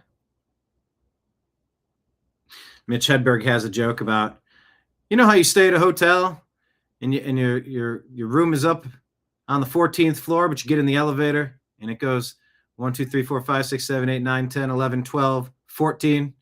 They don't have a 13. They don't have a 13th floor because of superstition. Yeah. Well, if you're on the 14th floor, you know what floor you're really on. If you jump out the window, you will die sooner. They consider the number 13 unlucky. But to me, I notice that the letter B is like a scrunched together 13. What's your name? Bob. Get the fuck away. Oh, no, we can't trust AI at all. No. It's just a tool. You know, when I look something up and I go, oh, well, Grok says this, I'm just telling you what Grok says. If it's incorrect, let's correct it. They play Terminator in the gym? T1 or T2? We need IA for AI? That's tough to say. EIEIO. Anyway, that was super weird watching positive Elon. And I would argue that the new... So I guess in South Boston, children were robbed at gunpoint at their lemonade stand. One of the suspects, a 14-year-old, was arrested. Teen charged with 2 counts of armed robbery and 2 counts of unlawful possession of a gun. So the whole community came out to raise money and do it again. Imagine robbing a lemonade stand. You bums. You bums. But good to see the community come out. Colin Rugg shared that. Here's another crashed plane. Here's a small plane crashing into a Texas highway. Did you hear about this one? Was this? Well, Newsweek put this out within the past 24 hours. This must be new, I'm assuming. Sorry. Oh my God.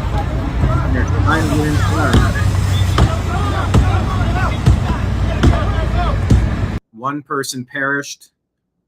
5 police officers hospitalized for smoke inhalation.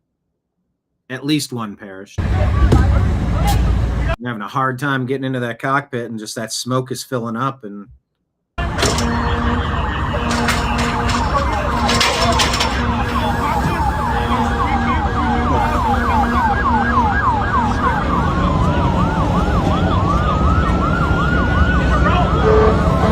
what a tough call that would have to be.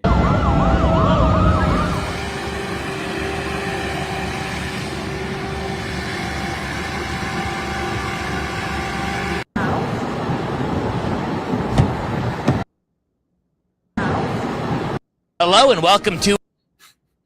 This was interesting. Zach Sage, Think Again. He's there in the, what's that called? A mortar? I'm thinking mortar and pestle. What's that called? The, what is the graduation hat called? The, I just have mortar and pestle. It's something like that. Hello and welcome. This is pretty eye-opening. To Iranian graduation. But first, a message from the terrorist proxies they sponsor. Did you guys see that Al-Qaeda just thanked you guys? They thanked all the college protesters and everything. Houthis, Hezbollah, Hamas. Does that make you happy? Uh-huh, yeah. Of course, we're supported. It makes me feel like there's actually some kind of hope. For $100. Who was the Makes us supported. It makes us feel supported, you nitwits. terrorist group behind 9/11? No proof. ISIS. Al-Qaeda. So you think that 9/11 had some justification? Good in some ways. Wow. Can you guys find Gaza on a map? I think we need a better map. Can't find it. No. Who is the #1 sponsor of global terrorism? Yeah, it was mortarboard. Not motorboard, not motorboat, mortarboard. Singing mortar and pestle. I was getting part of it. I just was getting hung up.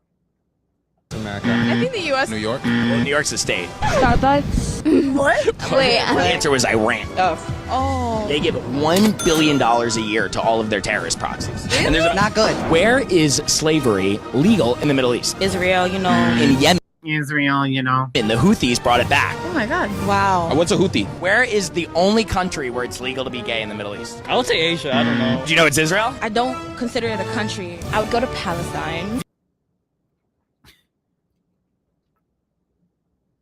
These people are just absolutely lost. You went to Palestine, you'd be thrown off of a building. Tel Aviv's like the gayest city on earth. I doubt it's the gayest city on earth. It's really gay. You know what the #1 slogan the Iranian government chants is? Death to America. Honestly, like, I kind of don't blame them. Really? Do you think Honestly, I kind of don't blame them. Iran trying to spread Islamic jihad, is that the same as America trying to spread democracy? Arguably, yeah. Women won't be able to...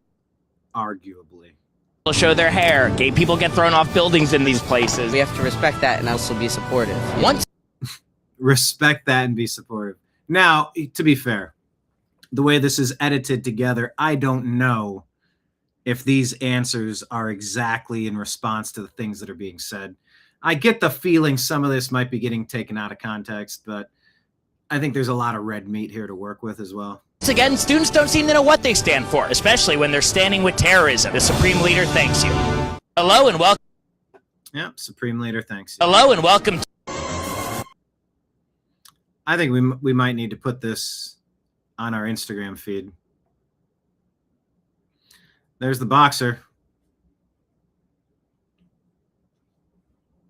I'm sorry, boxer, the MMA fighter. There you go. Can someone type his name? What's this guy's name? I said it 20 times yesterday. But yeah, Joan Rivers looking down. Oh, is that it?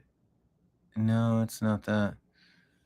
Joan Rivers looking down at the MMA fight where he says, Michelle Obama is a man. Am I right? Except Joan Rivers, when she said it, she wasn't like, to me, it didn't appear as though she was delivering a punchline. It just appeared as though she was saying something off the cuff, and maybe it was something that they're not supposed to talk about, and she was silenced 64 days later. You know, purely accidental, of course. Right? Just like, not Alito. Who was the Scalia? Remember when Scalia was silenced down at that ranch in Texas? Wasn't he going to be voting on Obamacare? I'm trying to remember the timeline on that one. Totally legit. Just like, could you imagine, by the way, could you imagine the arguments that the Obama chef had heard over dinner, preparing dinner, serving dinner, cleaning up dinner between Barack and Michelle? And then he dies in 3 feet of water or 7 feet of water. You know, there were some deeper areas and some not so deep areas. Seth Rich. Yeah, nothing to see here. But Joan Rivers is looking down, going, well, that thing I said, it's continuing. Luke, we are changed, says Joan Rivers would have been. Hey, does anyone know that? Just another reason to smile. Here's this one. We shared this for TNAM Music and TNAM Humor. If you're on Facebook, go to TNAM Music and TNAM Humor. They're private groups where we post music stuff and humorous stuff. I just love this one. Hey, does anyone know that one song that goes something like? Like a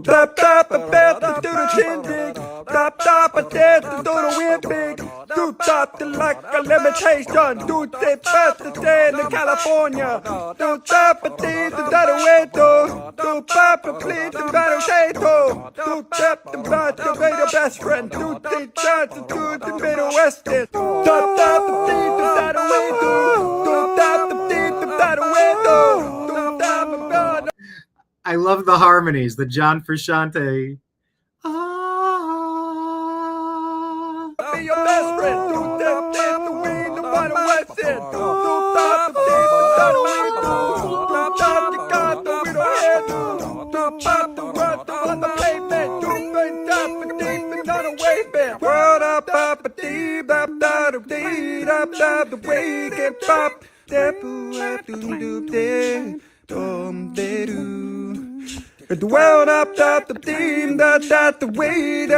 if anyone knows the name of that, could you let me know, please? Hey, does anyone know? Friggin' hilarious. I love that so much. And I'm like, how many of these lyrics do I know? I don't know a lot. Anyway. I love that. This guy's funny. You should follow him. What's his name? Samuel Tabor. Yes, it was longer than 3 seconds, but I'm making commentary on it. We're doing this for humorous purposes, adding original, informative, transformative commentary covered under fair use, as I often have to remind them. But that wasn't a copywritten version of it, so it shouldn't trigger the algos in theory. Yeah, Dina says Scalia had a nightmare dream about a pillow. That's what they said. Maybe he was found with a pillow over his head. Some reports say that was fraudulent. I don't know about that. Hey, does anyone know that one song that goes, "Where the are these Epstein files?" Where the look, I can count myself in the Joe Rogan camp here going, we're just done talking about this. We're just done. That's it. Like, that's supposed to pacify and placate us? Are these Epstein files? Yeah. Who the is this? Why is this redacted? Where is it? Who the killed JFK? Right. Like, come out with it. What the who killed Charlie Kirk for real? Yeah. Like, what is that? Why is that story so clouded in mystery? And why did they pave over the ground right after the shooting? What the is going on there? See, now you're making me in a bad mood. It's easy to do. It's easy to do. It's easy to get locked up in there. Easy, Joe Rogan. His best friends and the people around him are going to be really upset to hear you speaking like that. What's wrong with you? Are you obsessed? Are you crazy? Are you a psychopath? Is Joe Rogan a knife-wielding maniac on the subway? Why doesn't he just accept the narrative? Joe Rogan, please just accept the Fed slop. Like I said, no one seems to have less questions than people like Blake Neff, Andrew Colvett, and Erica. Where the No. But I want more answers on all that. Where the I definitely do. All right, let's bounce. There we go. Pause that. Didn't hit play, but it started.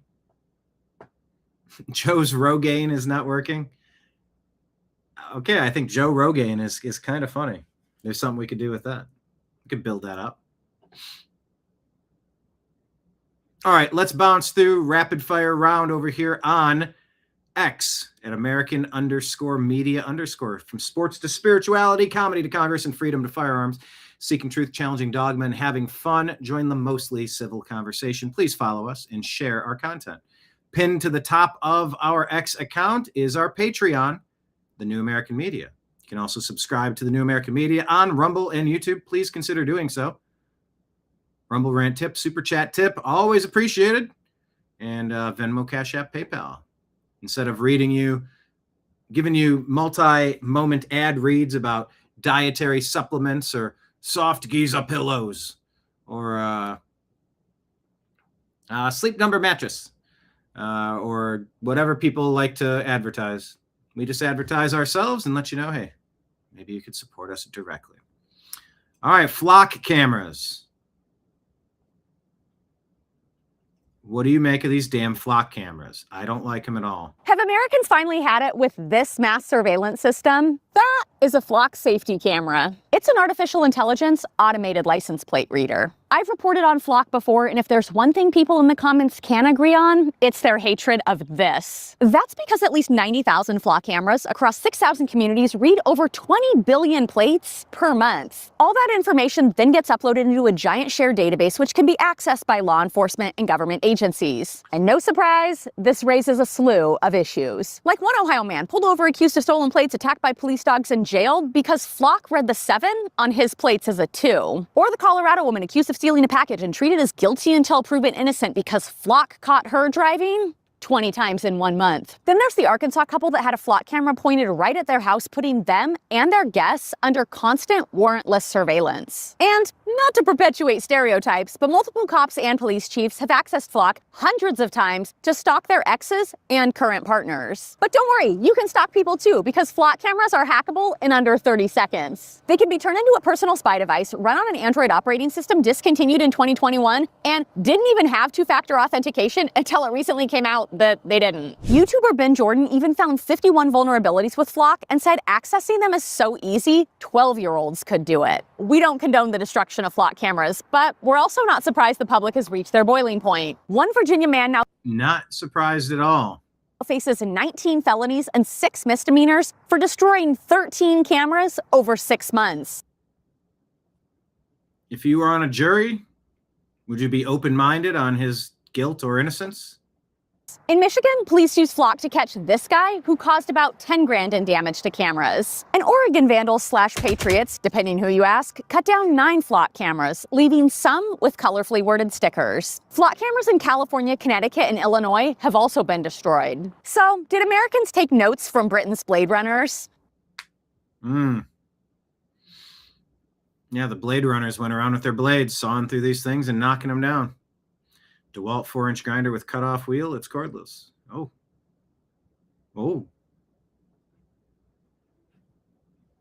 We'll do more deep dives into the Flock cameras, I promise.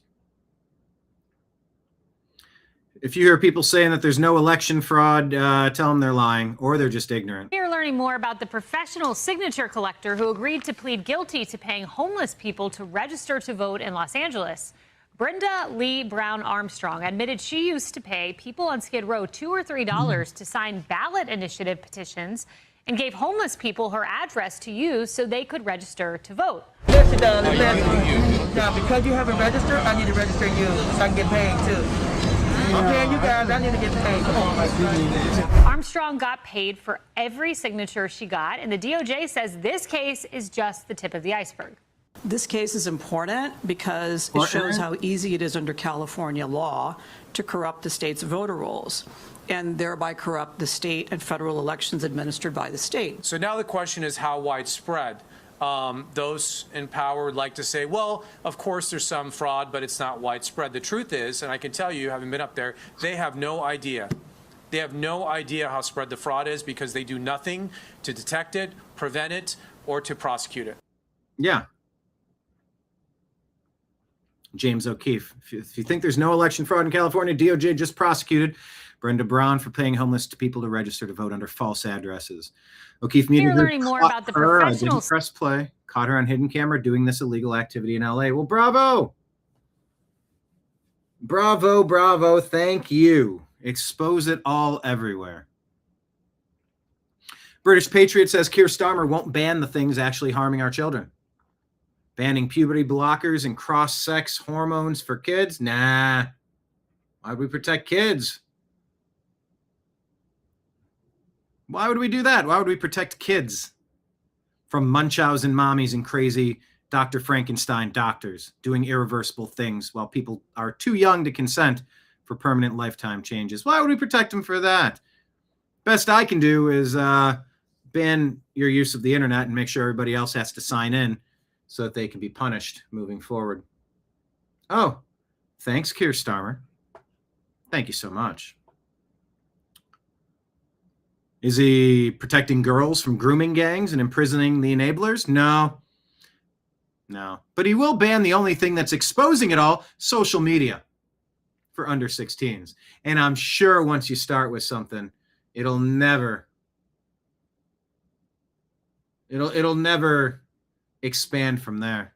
Right. I still have that eyelash right in my frame, and I don't know which one it is. I need to go in front of the mirror, figure out which one is crooked, and pull it out. It's like constantly hanging in front of my line of sight. It only bothers me if I think about it. Hey, can you guys do this with your eyelids?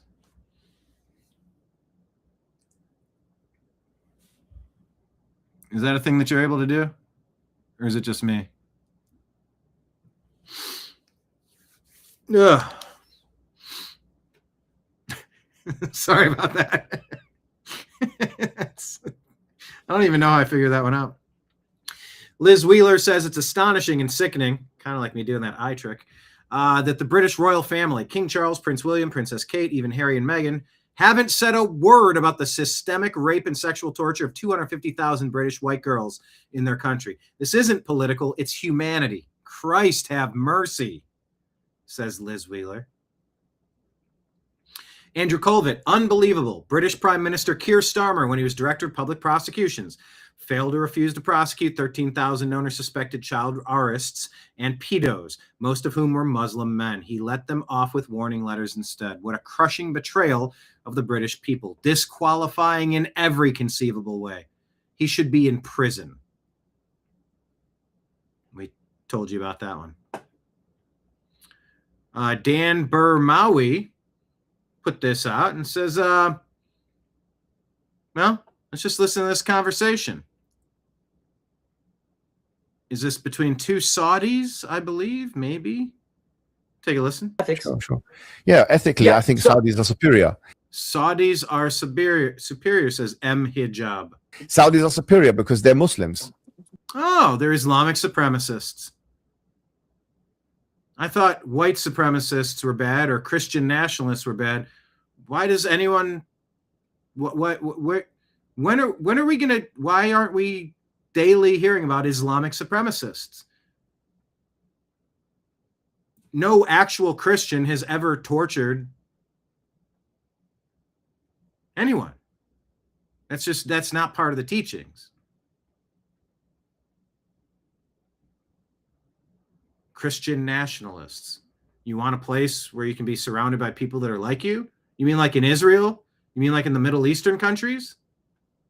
And you're calling them what, Nazis? Because, hold on, let me see. Carry the one divided by, okay, so the Islamic countries throw the gays off the roofs and will behead you if you get raped and you can't get, you have a witness and just everything's around. Okay, so, but the Nazis killed the Jews, but the Islamists want to kill the Jews and the Americans, big Satan, little Satan.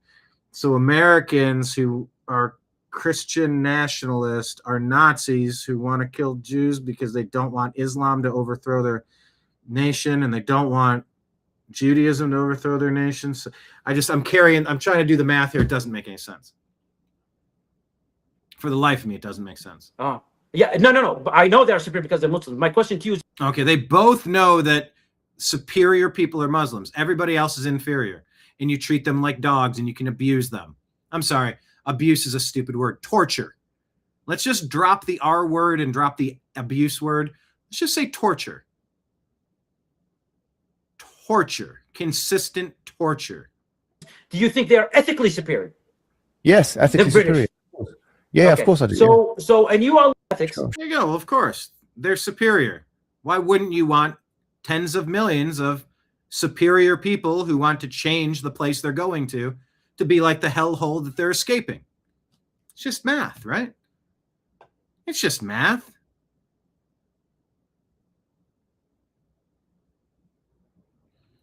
Liberty Tango.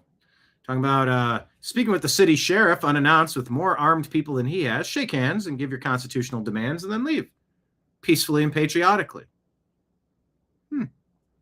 Dina reminds us one platform for under 16 years old is permitted. Can't think of the name. It's like an Instagram. Yeah, that'd be Blue Sky because that's the derpy version of X. All the defectors of X, like Elon bought X and Elon and Trump, and I don't like it, and we're leaving Twitter. We can't support Elon. It's another on Blue Sky, and it's atrocious. They're allowed to be on that one because they control that one.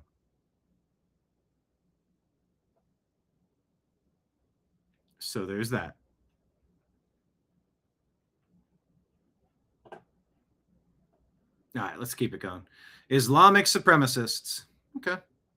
Dan Burmawi says a conversation between two Muslims on the day that the report comes out, proving that Muslims raped at least 250,000 British girls intentionally, because girls and white girls are subhuman and they're allowed to do whatever they want because they're commanded to. Okay, that's Rupert Lowe MP says, having attended our inquiry hearings, spoken to many survivors, read our report, I have never been more convinced that the very worst rape gang offenders should not be deported.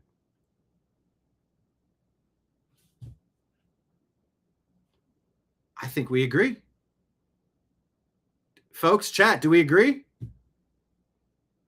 Rupert Lowe says, having attended our inquiry hearings and spoken with so many survivors and read our report, never been more convinced that the very worst rape gang offenders, the torturers, they shouldn't be deported. They should not be deported.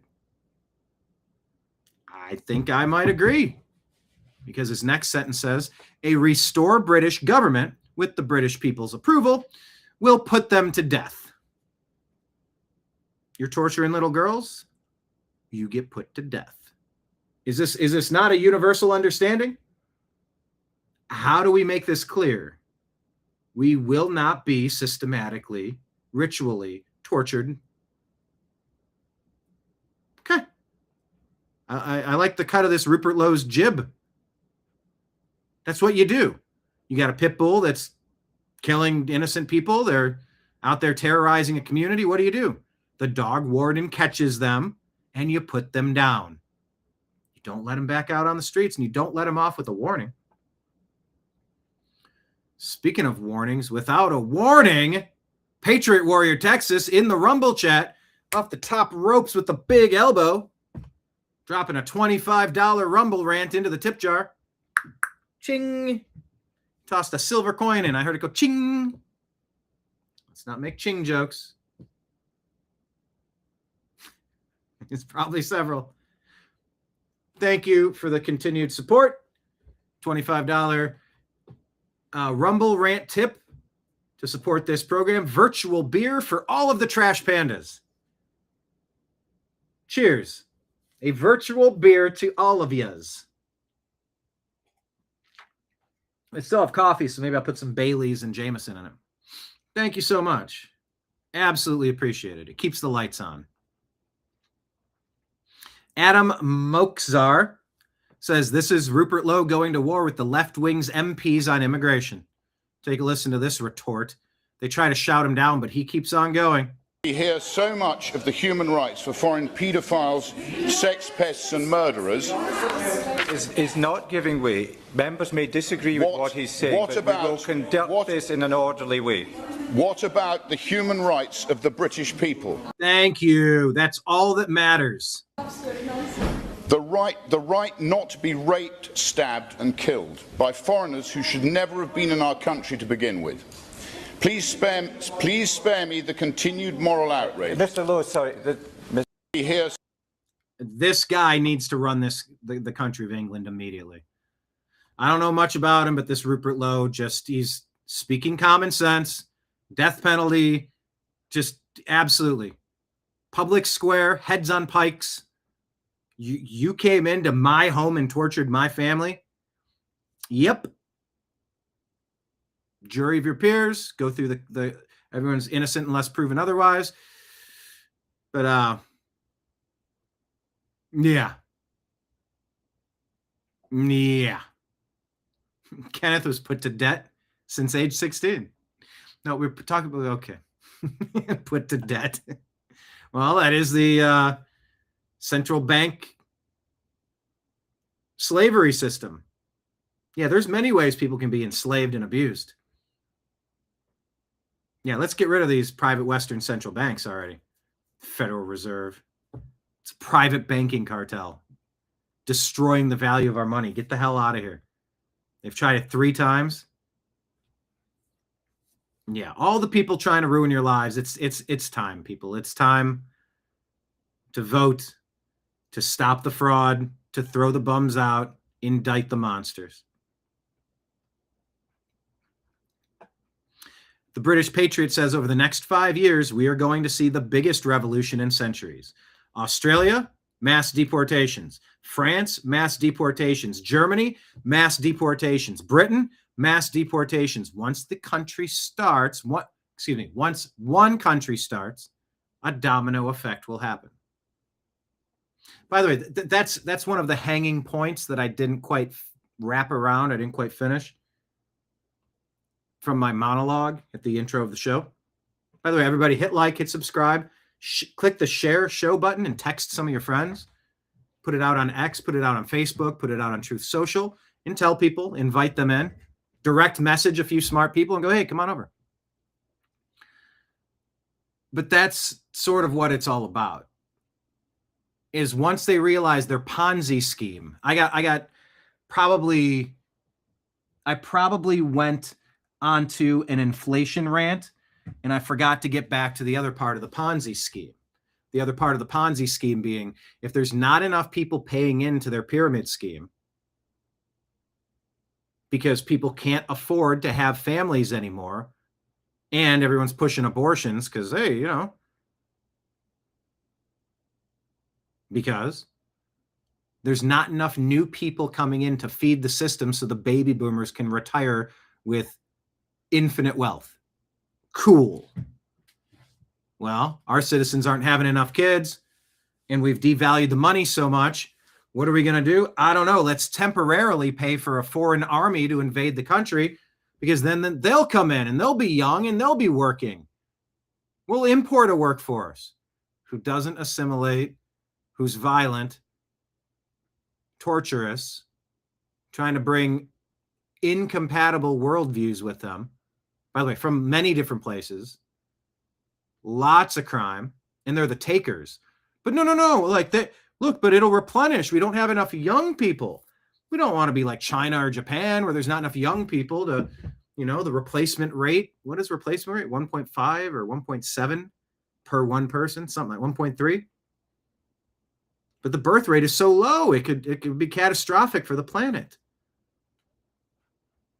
Just trying to figure out who ever thought this was a good idea and what they say behind closed doors. It doesn't make a lot of sense to me. I'm sorry. Sorry, not sorry.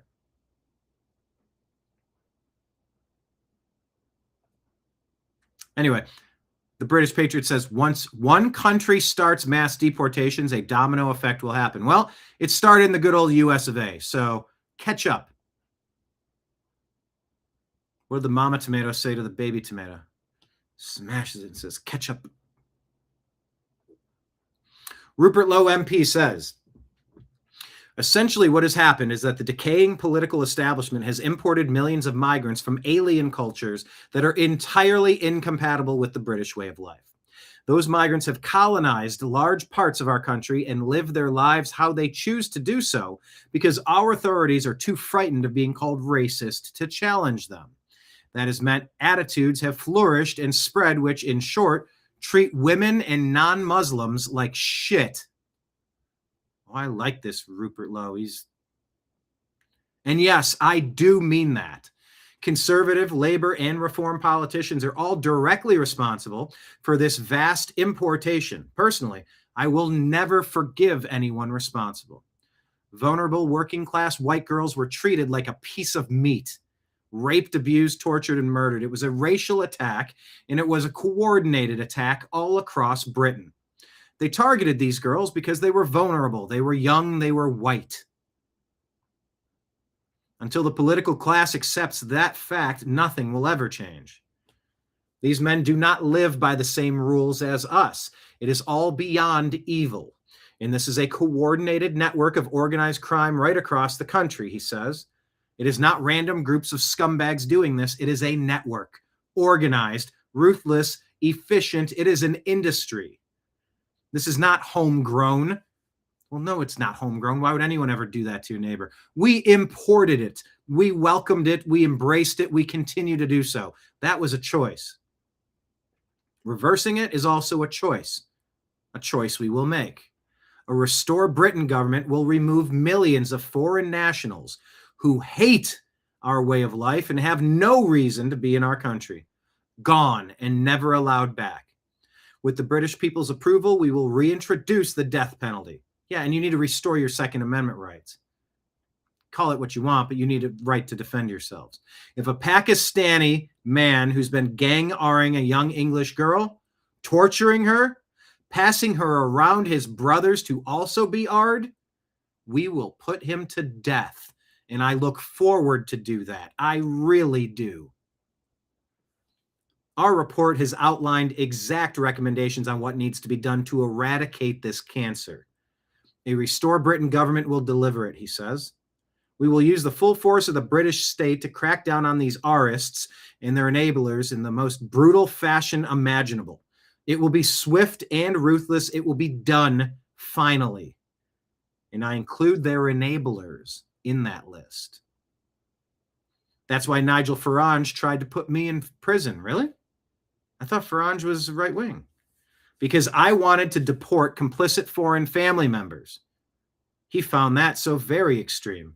Admitting it on national television, simply remarkable. Hearing the evidence and testimonies provided to our inquiry, I can assure you that I'm holding a moderate position. I want these scumbags gone, deported, never allowed back. For the very worst among them, I want them permanently removed. Restore Britain will get called extreme, racist, Islamophobic, and whatever else by The Guardian, Farage, Nadine Dorries, the BBC, the Daily Mail, Zach Polanski. I do not give a shit. I'm just grateful that there is finally a political party with the courage to do what needs to be done. We are going to get our country back. We are going to restore Britain. Well, damn. Wow. Mass deportation is not happening here in the U.S. Some is happening, not enough. Some is happening, not enough. Liberty Tango says the mass deportation here in the U.S. is manufactured illusion. It's bullshit. Being fought every step of the way by the deep state. Every step of the way. Liberty Tango says he's lost faith in Trump. Need Mo Almo. Oh, Nemo Ammo. Amo. What? How do you feel? Question of the day. Do you agree or disagree with Liberty Tango that you lost faith in President Trump? Agree or disagree?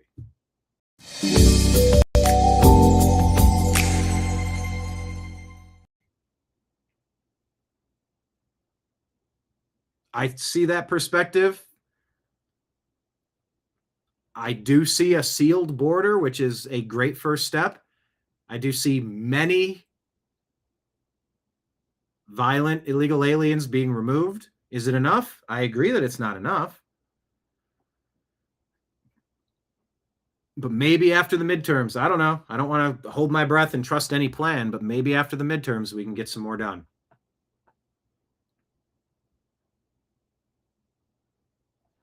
Ortho says the corruption is terminally malignant.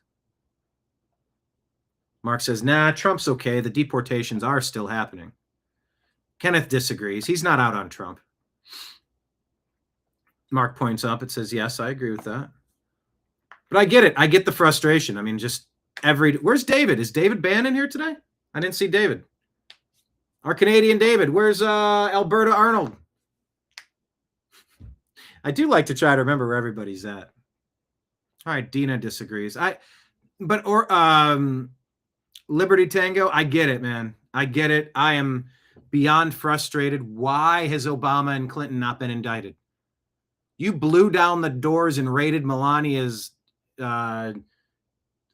underwear drawer for nothing. You indicted Trump on fake, trumped-up charges to make sure he could become a felon and never serve as president again. I mean, it's unforgivable. Why? What are we waiting for? On the other hand, I do recognize that the deep state runs deep. The swamp is real.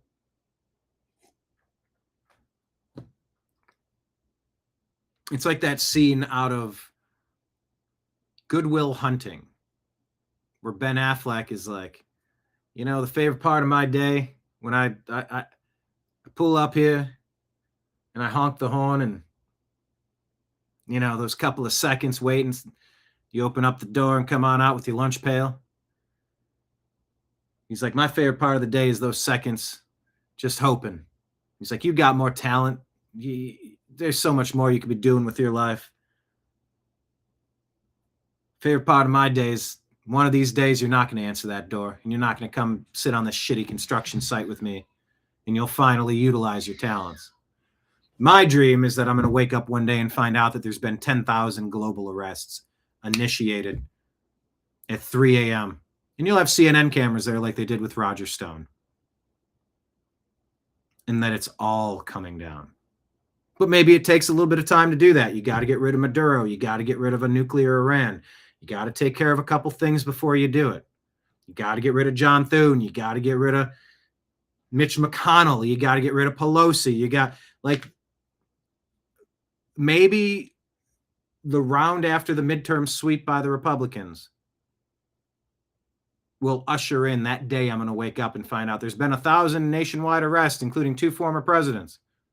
Clinton, Obama, 3 former presidents. Biden, illegitimate. That's my favorite part of the day, right before I check my phone. Because when it happens, I assume I'm going to have like 50 text messages. I'm going to have 100, like my phone will be ding, ding, ding, ding, ding, ding. It'll be like I hit a jackpot in Vegas. And you're right, Leanne, I'll believe it when I see it. Like I said, I don't want to hold my breath and trust some plan like a dope. I want to be active. I want to be activated. I want to be working. I want to be talking. I want to be inspiring. I want to be shedding light on stuff, connecting dots, debunking and bunking, all of it. The swamp is a thing. Yeah, the swamp thing.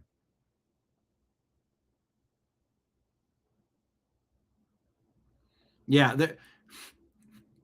maybe I should start investing in handcuff companies. The number of people that are going to need to be arrested, through the roof. Patriot Warrior Texas in Rumble says, I disagree. I have not lost any faith in my favorite president. He is doing what he can. The fuckwads of the Uniparty are the problem, and the corrupt judges are stopping him. At every step, those fuckwad judges are getting in the way. I agree.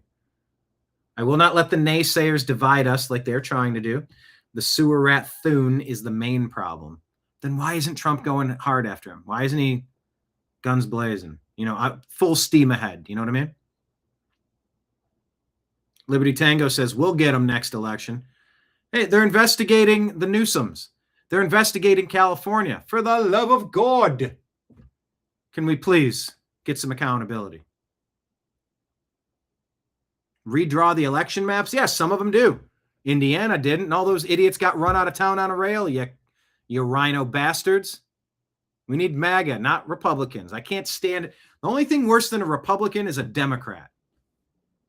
I don't like the Republican Party because they're full of rhinos. They're fake Republicans. MAGA, in theory, in principle, a lot of what they're doing is way better. Some of what they're doing is like, are we calling the shots anymore? Or what are we? I don't know.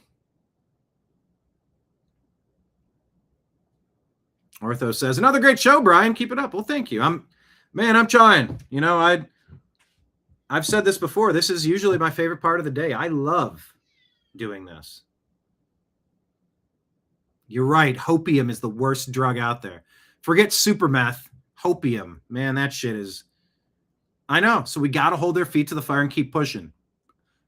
Peacefully and patriotically, you dopes. I always call for peaceful and patriotic stuff. If I say removing politicians, I mean peacefully and patriotically through grassroots campaigns and stopping voter fraud in places where they're not really electing these people, but they always get selected.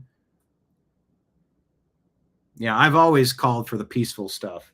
I went to January 6th very peacefully and very patriotically. Hey, tell me, have any of you watched my footage from January 6th? Either my documentary or my footage from like the end scene where the stormtroopers come out and the tear gas and it ended January 6th.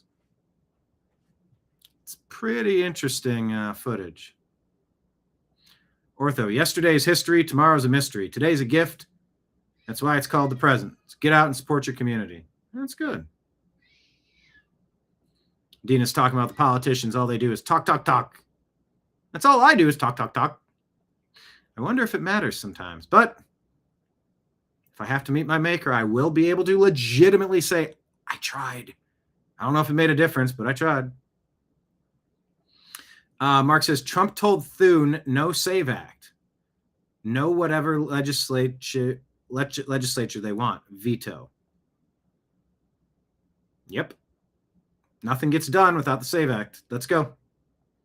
Dina reminds us, never underestimate your enemy. Agreed. Never. Never, never, never. British Patriot, rage exploding in Arbroath, Scotland. Locals vow to storm the streets after a young woman was allegedly arred by multiple illegal migrants. Allegedly. Explosive cover-up accusations tearing through social media. The Scottish people are furious. British Patriot says Sadiq Khan personally read reports on young girls gang-ard in London hotels by Muslims, plied with drugs and threatened and abused. Yet on multiple occasions, he publicly denied that grooming gangs exist in the capital. This denial has enabled the abuse. Accountability is overdue. Yes, impeach and imprison. These fuckers are complicit. The Keir Starmers and the Sadiq Khans. Oh, they're the getaway driver is just as guilty as the idiot who pulled the trigger in the bank robbery. Indict and arrest this person. Replace him immediately. Sadiq Khan, covering up the abuse of the citizens. Get out of here with that noise. Man, I'm hopeful for England. I am so hopeful. Liberty Tango off the top rope. Thank you, Liberty Tango. $1.99 super chat off of YouTube. There is but one recourse. One. Now, that looks like a heart, but I believe you're saying it takes less than 3% of the people. The Threepers, right? The American Revolution wasn't fought by a majority of the colonists. It was a... what's that phrase? Hang on. I'm going to look it up so I don't butcher it.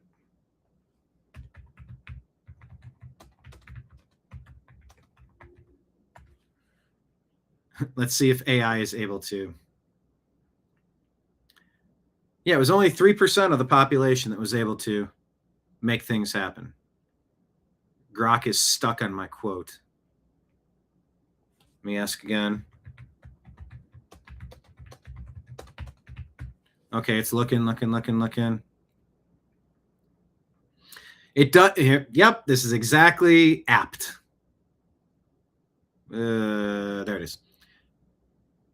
Widely attributed to Samuel Adams. Quote, it does not take a majority to prevail, but rather an irate, tireless minority keen on setting brush fires of freedom in the minds of men. Oh, I would have totally butchered that. I'm so glad it was worth the extra couple seconds. That's the 3% right there. It does not take a majority, 51%, to prevail, but rather an irate, tireless minority keen on setting brush fires of freedom in the minds of men. Thank you, Liberty Tango. Yeah, 3%. It's just,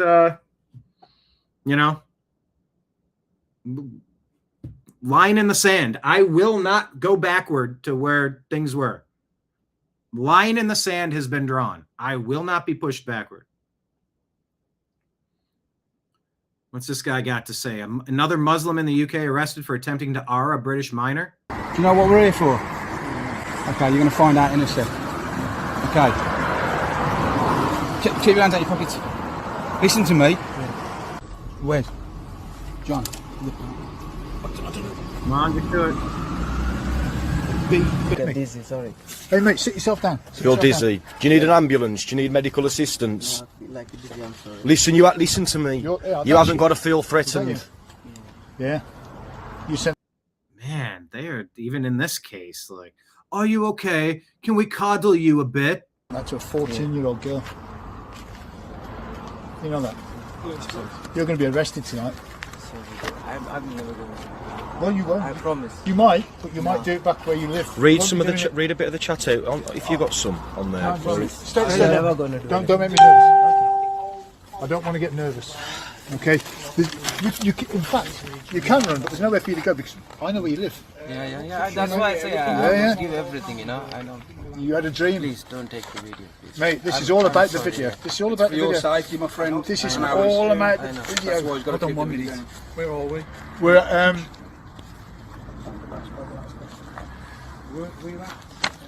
my brother. Okay. Listen. Let's go. Hold on 1 sec. Let's get one thing straight. I'm not your brother. I'm not your mate. You've been speaking to kids. We're not here. I'm not your mate. Okay, I like this cop a lot better. The one that's setting him in his place. We ain't pals. I ain't your pal, buddy. I ain't your buddy guy. I ain't your guy, friend. Here to make you really comfortable. We're actually here to make your life really uncomfortable. I actually don't know the law. I actually don't know the law. Well, maybe you don't bring in people that don't know the laws, that don't know how to read English, that don't know how to speak English. Oh, I don't know what I'm doing. 14, that's okay where I come from. Then get the fuck back there. Why did you let someone in that doesn't understand that it's not okay to abuse a 14-year-old? Am I out of my mind? I didn't want to just read the headline without listening to this guy because I didn't want to misrepresent what was in this video. There's a saying in this country and every other country that I've been to. You know, right? the America, there is a 14 years old in California or something different. We are in Shrewsbury, Shropshire. Okay. He's telling us it's okay in California. What the fuck is wrong with this dude? I'm sorry, but if you know the legal age of consent in California or whatever state you was going to mention, United States of America, You've got to know it here. How can you not know the legal age of consent in the UK? Well, I've got some good advice. Go over there. Where are you from originally? Sri Lanka. What is the legal I've got age some of great consent pictures in of Sri you. Lanka? No age, you know. There is no age. There is no age because we have the. I think we're going to find out. Okay, you can find it. This feed's going live, and I bet you right now, if somebody's on there, Googling the age of consent in Sri Lanka. Yeah. It won't be long. Because the Muslim, we have the Sharia law in Sri Lanka. That's why. What is the age of consent in Sharia? We have Sharia law in Sri Lanka. So why not bring a ton of people into every country that have Sharia law, which is redundant. It's like ATM machine. Oh, well, I guess if there's anything goes, the abuse of any type of girl happens in Sharia. Yeah, come on in.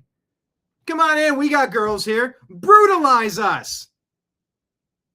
Come on, more. But don't you dare speak up and say we don't want this or else you'll get arrested for stopping this shit. Like,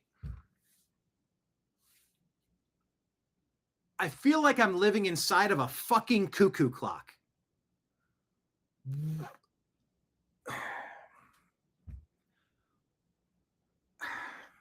Hello? There is, when you become a puberty age, you can marry them. But if they become puberty age, you can marry them. So if they have a period in 5th grade, 6th grade, well, if they can get their period, we can marry them. How about fucking no? Nah, forget it. Just come on in, invade our nation, and change our rules.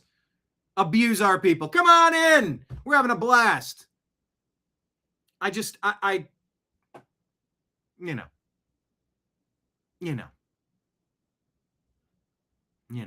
people not marrying until That's Did I get that. But are you aware? Are you?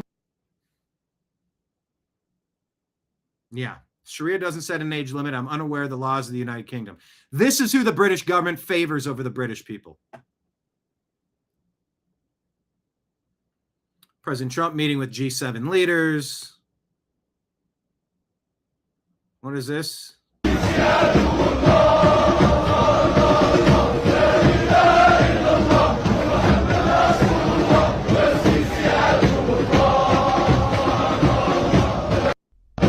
Dr. Malouf says they're chanting, Messi is the enemy of Allah. Allah is on our side. Algeria will destroy the infidel nation of Argentina. I don't know if that's exactly what they're saying, but he's saying it is. Then Messi scores 3 goals and humiliates the Islamic nation of Algeria. Allah was not on their side. There you go. Readers added context. The sound in the video was altered with a chant from old videos. Yeah, I'm going to rate this. That is a helpful. Yes, I hate fake shit. Thank you for helping us debunk that. In fact, I will unshare this. No need. Oh, is this another one? A Palestinian refugee from Gaza. We should just invite everybody in. He arrived in England claiming to be fleeing a genocide, arrested for attempting to R a 14-year-old girl. He says, according to Sharia law, R-ing a non-Muslim girl is legal. I only follow Allah and Sharia law. But we don't have a video on that, so I don't know if that's true. We'll continue researching that one. But it's just one of another. I mean, who's counting, right? Who's counting?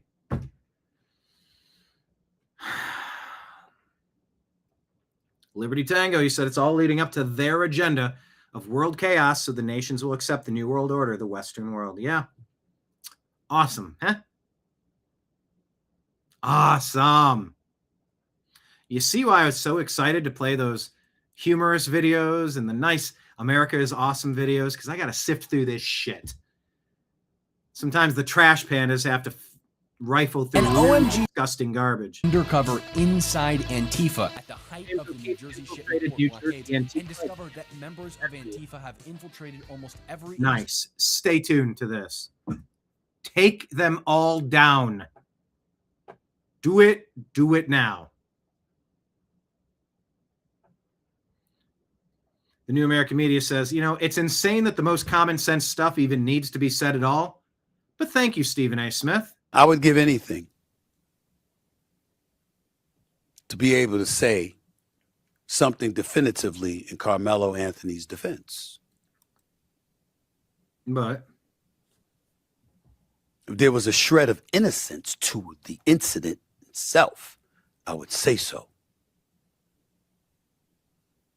I don't want to see a little black young man going to jail.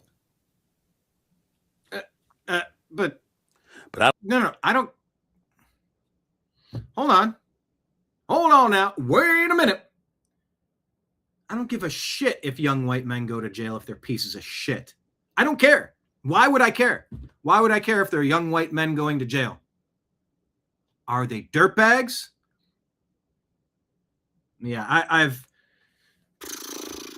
gotta wrap this show up soon. I'm doing the clenched fist thing. I'm getting. It's all right. It's like I told you before. Adam Carolla talks about white privilege. There's no white privilege. It's America 2026. Get your shit together. Anyone can be successful. Nobody's hunting you down. Stop it.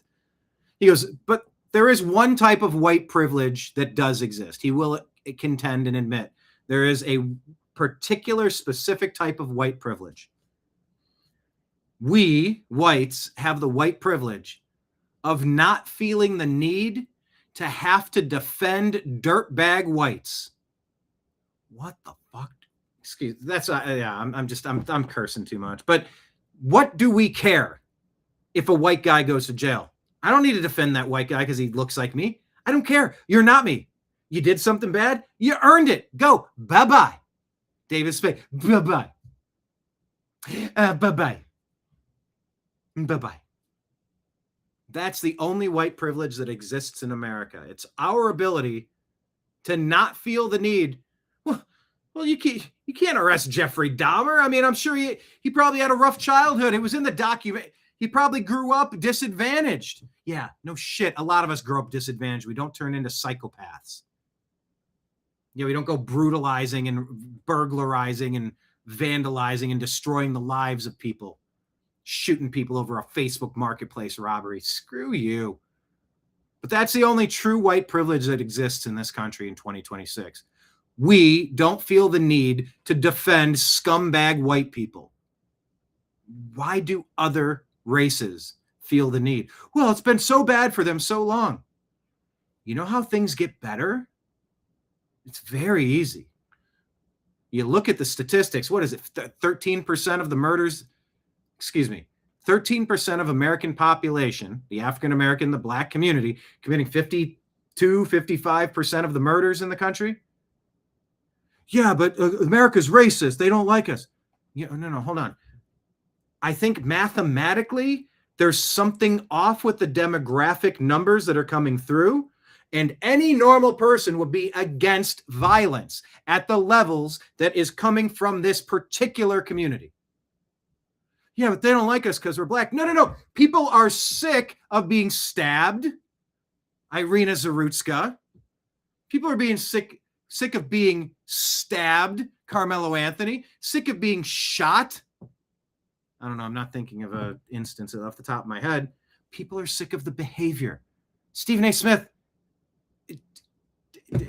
Pick Dr. Ben Carson. I don't know. Thomas Sowell. Charles Barkley, I don't know. Cool people are cool people.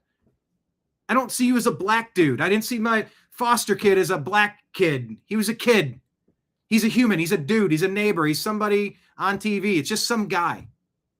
Now, if that guy is robbing old ladies and pushing people in front of trains, strong arm robbing the corner stores, indiscriminately shooting up a schoolyard, yeah, we're going to have a problem with that. And it's the behavior. It's not about the group of people. It's about the behavior. And if there's a problem with the behavior from Pakistani grooming gangs of Islamic supremacists, maybe we have to figure out what the problem is. It's the behavior. I don't know. We don't want to see young black men in jail. Who flipping cares? If there are criminals doing criminal stuff, that's exactly where they belong. But across demographics, study after study, black jurors and black judges and black district attorneys will let black perpetrators off the hook. And you know what that does? All it does is screw up the percentages. It screws up the math, which gives that population way more crime. However, if you put the dirtbag monster into a cage forever and they stop coming out to just brutalize their community, usually of other black people, by the way, who are primarily the victims, that would lower the percentage of crime. And then you go, oh, well, look at that. It's been such, that segment of society has really got their stuff together. That's fantastic. Because it's like 1 or 2 or 3% of the population. Like you said, it's like you said, Liberty Tango. It takes a couple percent to have a revolution in the country. And all it takes is a tiny percent of repeat offenders in the black community to fuck it all up for the rest of the awesome people in the black community. Because you keep a revolving door on the dirtbag, murderer, robber, assaulter, vandalizer, thief, dirtbag, black dude that should have earned their 3 strikes, should not be coming back out. They're psychopathic. They're violent. They don't deserve free range privileges anymore. But instead, they come out and commit 28 more crimes, 58 more crimes. Now the data goes up and you go, look at the black community. Look at those numbers. You want to help that community? Put the worst of the worst away. Tom McDonald has a song. He says, because these days common sense ain't that common. Sorry, that was all a rant because Stephen A said something like, I don't want to see young black men in jail. Why? If they earned it, that's exactly where they belong. Now, I, not Stephen A. Smith, don't want to see any innocent black man put in jail, or a young black man put in jail, or a young any-something man put in jail. I don't care. I don't want any abuse anywhere. I'm dreaming again. Or nightmaring. Say so. I don't want to see a black young man going to jail. Okay. That's based on the things they do or the things they don't do. That's not systemic. That's their personal decisions. It's their upbringing. It's how they were raised. It's their personal choice to either do stupid shit and end up there or not. I hate that line. I don't want to see young black men in jail. Why? What if they did something to deserve it? That's exactly where they should be if they're violent to the good people of Earth that aren't doing anything to them. That's exactly where they belong. Just like young white men, young Indian men, young Asian men. If they're doing things to put themselves there, they're earning it. I wouldn't want to see any person that deserves it out to commit more crime. God, I've just has such a hard time moving past this one line. Because while he's saying something normal, he's saying something so stupid right before it. It's like almost like I need to retract me thanking him for saying some common sense here, but damn. Say so. I don't want to see a black young man going to jail. But I don't give a damn what your race. I don't give a damn about what your race, your ethnicity is. By the way, put it in your mind now. Stephen A. Smith is going to be a leading contender for Democrat presidential nominee in 2028. I promise you. I don't know if you can get past the Clinton cheating schemes. You know, the ones that keep Bernie Sanders out, and you have a selected puppet, Kamala Harris, Joe Biden. Are you out of your mind? The 2 least popular dopes. Yeah, everybody drops out on the same day, and yep, we're all behind him. Democrats, if nothing else, they can strong arm their constituents, their constituencies to do as they say, marching orders. But I think Stephen A. Smith is going to make a run for the presidency. Stephen A. reminds me of Bill Maher in some ways. Insufferable at times, absolutely dopey sometimes. But within that, also makes a lot of sense.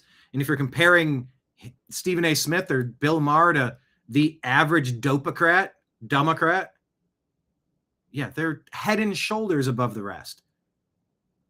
Because it's nothing. You got a couple of brain cells rolling around between the combination of Gavin Newsom and Kamala Harris and AOC. Are you kidding me? Those are the worst pool of candidates that I've ever seen. This dude should rise to the top easy. Anyway, it's just my hunch. Just because you're white and young doesn't mean you deserve to be murdered. Common sense award. And just because you're black and young with challenges that black folks face every single day doesn't give you a license to murder someone. And by the way, it's not just black folk that face challenges every day. Everybody faces challenges every day. My God. Sorry, he's trying to be common sense here. Just support him. Don't be too critical. He's saying something normal here. You got to support him. Not because of what he looks like, because of what he's saying. The greater overarching theme. That's what happened. I would give anything. Yeah, anyway. Ugh. And of course, Major League Baseball, Dodgers honored the blasphemy. I'll end on this one. It's been a long show, and I gotta check my blood pressure. How do you do that? I'm happy I don't know how to do that. I mean, I know there's devices and you put it around, you press the thing, or you could do it on you. John Root says the Dodgers honored the blasphemous Antichrist debaucherous Sisters of Perpetual Indulgence. Oh, look at him there. With a community service award and supported illegal invasion. They call it immigration. And they supported rioters who burned their city and attacked their police over the last 2 seasons. This team is a joke. Major League Baseball, look at this crap. Yep, got to support that. Illegal aliens and burning the city down. Partnership with the city of LA, Dodgers committed $1 million toward direct financial assistance of families of immigrants impacted by recent events in the region. Huh? Huh? A year ago. You mean illegal alien invaders that are trying to... I bet you the Dodgers don't let people crash their gates without having a ticket. Why are they so open to letting illegal alien invaders of any place, with any ideology, with any criminal history, unknown, any ability to work, any ability to blend in and assimilate? Yeah, the Dodgers are all for that. Yeah, community efforts announced in the coming days. We got to support. Hey, Dodgers, do you support people storming your gates and going to your events without tickets? If not, then you can't be this damn hypocritical. But I say this to remind you. I'm sorry. Anita Miller says, legal immigrants haven't been impacted, you clowns. But if you're assisting the illegal invaders, then I hope real Tom Homan goes after you big time. And I'm a Dodger fan. Tommy Laren says, this is repulsive. Aiding and abetting criminals and then having the nerve to classify them as immigrants. No, immigrants did it the right way. The audacity is astounding and disgusting. Screw the Dodgers. Libs of TikTok asks about the Lake and Riley family who was killed by an illegal alien invader. How much financial assistance are you committing to angel families? It's just horse shit from the Dodgers, horse shit from Major League Baseball. I tell you that to give you the context. We said, Major League Baseball, we see you. You loathe Christians, yet you probably still want their money. It's time for new leadership at the top if you want to avoid this smoke. America isn't putting up with your crap anymore.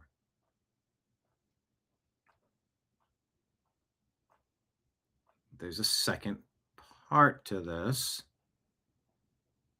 Here we go. San Francisco Giants. Group, J.T. Brubaker and Ryan Walker was seen with the biblical verse, Genesis 9:12-6. Look what the Giants did to desecrate their jersey, their logo. That's not their logo. It's not that color. They're doing this trans pride stuff, this rainbow stuff, whatever this is. And then several San Francisco Giants players protested the team's Pride Night. Written on their rainbow pride caps, which says the rainbow is a symbol of a covenant between God and all living creatures. They defaced the Pride Rainbow with a... They defaced the Pride Rainbow as the Pride Rainbow defaced the jersey that these professionals have to wear to go to work. You're forcing these people to wear this at work. They don't want to wear this. Hockey players resisted this too. It's not a game they're interested in playing. The Bible verse telling the LGBT community that they do not own the rainbow. That the Bible predates this thing happening. God, what's this guy's name? Sid Ziegler.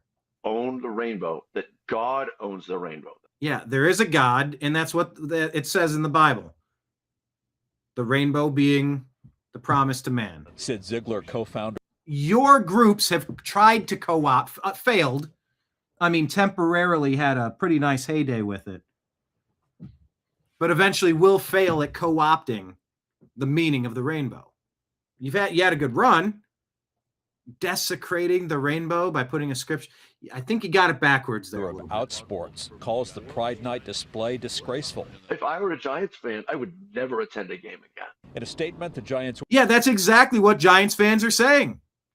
I don't want to support this anymore because you're attacking the Christians who don't want to be a part of this. A very hands-off, laissez-faire group. You do what you do, just don't harm anybody else. Draw the line at indoctrinating and grooming kids, of course. But man, oh man, isn't it interesting how they're trying to spin this exactly 360 degrees opposite of what it actually is. Organization telling ABC 7 Eyewitness News, the San Francisco... By the way, Kenneth, that's right. LGB, I don't care. Do what you're going to do. I don't give a shit. Have at it. Happy for you. Good for you. You do your thing. I'm going to do mine. Don't force your rainbow onto my jersey. Don't force me to wear that thing. By what power vested in you gives you authority over my sovereign domain of my human costume? Huh? I don't care. Do your thing. Do whatever it is that you do. Can you please not whip out your junk or your fake boobs at a parade in front of kids? Can the dudes stay out of the ladies' locker rooms? And can the dudes stop punching women in the face? Oh, it's trends. We got to support the community. What community? The community of lady abusers from men? There are certain lines in the sand that will not be crossed. Otherwise, have at it. Do your thing. Libertarian. I don't care. You live your life. I'll live mine. I believe my thing. You believe yours. But you in Out Sports are trying to force your shit on the rest of us. The people trying to purchase tickets, trying to just go get away from politics for a while. But no, they got to force this on everybody else. JD Vance there says, Trump won. We don't have to do this anymore. Giants are proud to support Pride Night and the LGBTQ plus community. We also respect that individual. Yeah, it is so valid to not have hatred toward whatever community. Add as many letters of the alphabet as you want. Who cares? You do your thing. Don't harm anybody else, and I got no problem. Have at it. We'll find out when we pass to the next experience if any of it mattered. I don't know. Just leave our kids alone. Stop shoving this stuff in our face every day. At least every day in June. When is Christian month where everything is, I am going to shove a cross in your face every day. Every day's a cross. Every day. That would get a little old, right?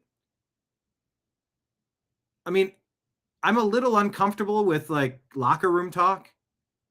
Sort of always have been, like bragging about sexual exploits and, so I'm banging this broad and I did this thing. Like, I don't really need to hear about your bedroom conquests. I don't really want to tell you about mine. Yeah, people have conversations and whatnot, but my God, I don't care who you're sleeping with. Love is love. I don't care who you do your thing. I don't care.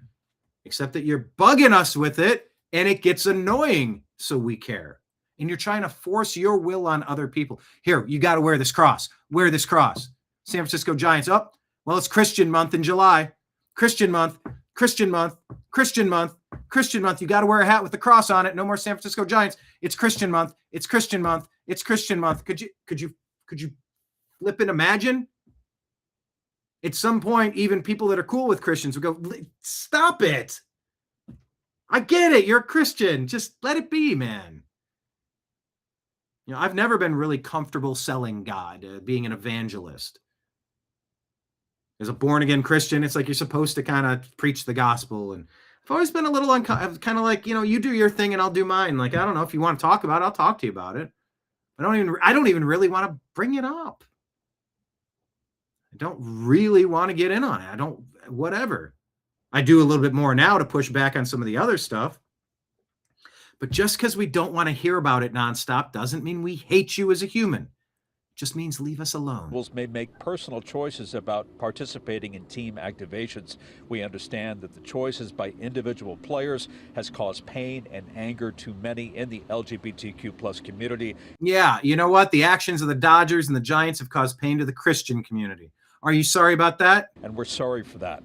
Those choices do not change our organization's commitment to inclusion, belonging, and creating a welcoming environment for all. Are you creating a welcoming environment for Christians? For Ziegler, the statement falls short. For the Giants to take no responsibility and essentially stand by their players is gross. It was disheartening. SF Pride Executive Director Suzanne Ford had this to say. I work for San Francisco Pride, and who's this person? And I think if I espouse beliefs that weren't inclusive, Inclusive. Are you inclusive of Christians that don't want this stuff shoved at us when we're trying to bring our family to the baseball game and just get away from politics and enjoy a day out in the sun? board of directors would have a problem with that. Is this person a dude? And I think the same thing goes with these Giants players. They work I mean, for the San Francisco Giants. Landon Roop told the Mercury News he meant no hate at all. It's what he stands for as a believer in God. Major League Baseball. Well, why don't you play his clip of him explaining that? Huh? That's what he said. He's like, you know, that's what I believe the rainbow is. You want me to put the rainbow on my hat? I want to tell you what I believe the rainbow to be. You're allowed to do that. Yeah, Dina says God said it was an abomination last I checked. Yep. That's in the book. I didn't write it. You know, I don't need to go out on a jihad, a holy war, to make it my mission to do anything about it. God will sort out what God needs to sort out when we pass from this experience. I don't have a ton of hatred in my heart for many people until they do something unforgivable, you know? I know, Liberty Tango, you and a bunch of people I know simply don't give a damn about professional sports anymore. Is now involved, issuing a warning to the players. In a statement to Outsports, a spokesperson says the writing on the cap violates our rules and can. Yeah, so writing on the cap violates the rules, but changing the jersey to force a political ideology onto people, that's totally cool. That's one-sided. That's not okay. Consistent with normal practice, we have warned the players about future violations. Pitcher Sam Hentges opted not to wear a pride cap at all, wearing a regular cap instead. The LGBTQ community says more to come on this incident. The community. Who speaks for the community? We're live in the community. Anyway. John Thune goes on TV making very clear he's too weak to get the Save America Act passed. It's hopeless. We've wasted our Republican trifecta with him at helm in the Senate. I've got other stories, but man, I'm done. Kenneth, you're right. Dude, check, please. Exactly. Check, please.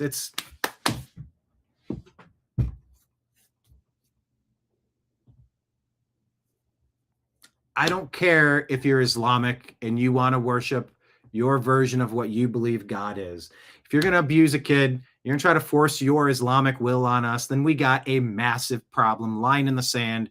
No, we have a legitimate oil and water will not mix issue. You want to be gay, you want to do your thing, you want to support trans, this, that, and the other. Look, you do your thing. But if you're going to start grooming kids, if you're going to try to start pushing this indoctrination into impressionable youth in the schools, God, the Denver teacher grading, giving girls an assignment to play out scenes where they make out and she's grading them on that. You know, like there's lines in the sand. So if you're going to worship whatever God it is, if you say you're Islamic and you got your belief system and you're not going to go on any jihads and you're not going to be harming anybody else and you're not going to be abusing people, I don't care what you worship. I don't care if you worship. I'll talk to you. I'll tell you why I think Jesus Christ and God, the Bible, Christianity, why that's the thing I'm into. I'll talk to you about that as much as I can. Like I'm down. I'm not going to keep forcing it at you. Like why that's rude to keep forcing that shit at people. It's rude. But if you're going to be punching women in an octagon going, believe all women and men are women now, and that's not real. That's not allowable. That's a line in the sand. Then we got a problem. But like the baseball player, he's like, I don't have a problem with this is what I believe. You want to wear this hat? That's your hat. That's not my hat. The rainbow belongs to God. It's a covenant with God. And that predates you trying to take over this rainbow flag. Thank you very much. Yeah, Major League Baseball's got quite an issue on their hands, pushing fans away. All that stuff trying to divide this nation and really push fake racist doctrine. NBA, MLB, and NFL were the worst. Hockey got into a little bit in 2020, just anti-Trump, anti-white, anti-MAGA, anti-Christian, anti-male, it was just like all coordinated. Everybody had to, they even removed the name the Cleveland Indians because of that, because of George Floyd or something. The Cleveland Indians can't be the Cleveland Indians baseball team anymore. I don't get it. I don't get any of this stuff. Like Rodney King said, can't we all just get along? And we can. Just leave us alone. Let us live our lives. But if your actions become a problem to the rest, you've caused the problem, not us. I have almost 0 F's to give. You live your life, just don't harm others. We'll sort it out when we pass from this experience. Maybe it matters, maybe it doesn't, but I believe things matter, and that's why I do this show every day. Thank you, everybody. Kenneth asked for the check, and like I said, thank you for being here at the Unhappy Hours, at the TNAM Daily Show. That's my sports show. I've cashed out for my shift. I'm sliding you your tab for today's lunch. It says $0, 0 cents. You don't owe me anything, but there's a tip line at the bottom if you want to leave a tip. Kenneth just did. Boom. Elbow off the top shelf. Off the top shelf, yeah. Right next to the Grey Goose. $10 tip. Islam, says the funds. Hey. Kenneth, thank you so much for the $10 tip. Yeah, and plenty of people think Christianity is lame, and plenty of people think Judaism is lame. A lot of people think atheism is lame. You know, it's like we're all allowed to just whatever. I think the San Francisco Giants are lame. I think the Pittsburgh Steelers are lame. I don't need to be on your team. And if I think your team is lame, it doesn't mean I hate you. Well, Steelers, maybe I sort of do. Ravens, you know, hate's a strong word. We all have our teams. We all root for the stuff we root for. That's it. That's it. But yes, Kenneth called for the check. I slid you the check. If anyone wants to drop a tip, consider becoming a monthly subscriber. Patreon, YouTube, Rumble. As little as $5 a month. Please do more. You just set it and forget it. As little as $60 a year. They take their fee. So like 40 comes my way or something. 45, whatever the math works out to. It's almost nothing. A cup of coffee a month. But it means a great deal to me because I know each month that's going to transfer into the business account. I can keep the lights on. I can, you know, replace equipment. People throw out forks and knives every day. I got to replace those and got to pay for the staff. And there's a lot, although I'm my own staff, but I do need to pay that too. Those are the ways you can support the New American Media and the TNAM Daily Show. Rumble Rant, Super Chat tips, as well as Venmo, Cash App, PayPal. Venmo and Cash App is my name, Brian Engelman, Engelman. And then PayPal is fuzzinstallment@yahoo.com. if anybody wants to send something our way, that way, either live or after the show. It's all appreciated. But man, oh man, I guess I had a lot to say. To blame is lame. There you go, Kenneth. To blame is lame. Yeah, sports is bread and circuses. Exactly. It's a nice distraction. But comparing it to all of the woes of society, it's supposed to be our pleasant distraction from the woes of society. So anyway, I digress, but that's what I got for you today. Thank you, everybody, for being here. Please invite a friend of yours, a family member tomorrow, a neighbor, a colleague, somebody that's smart and sharp and likes staying on top of the news and that might enjoy a program like this. Signing out on behalf of everybody out there in the TNAM universe. I appreciate you. I love you. And we'll talk to you again soon. Thank you, everybody. Peace.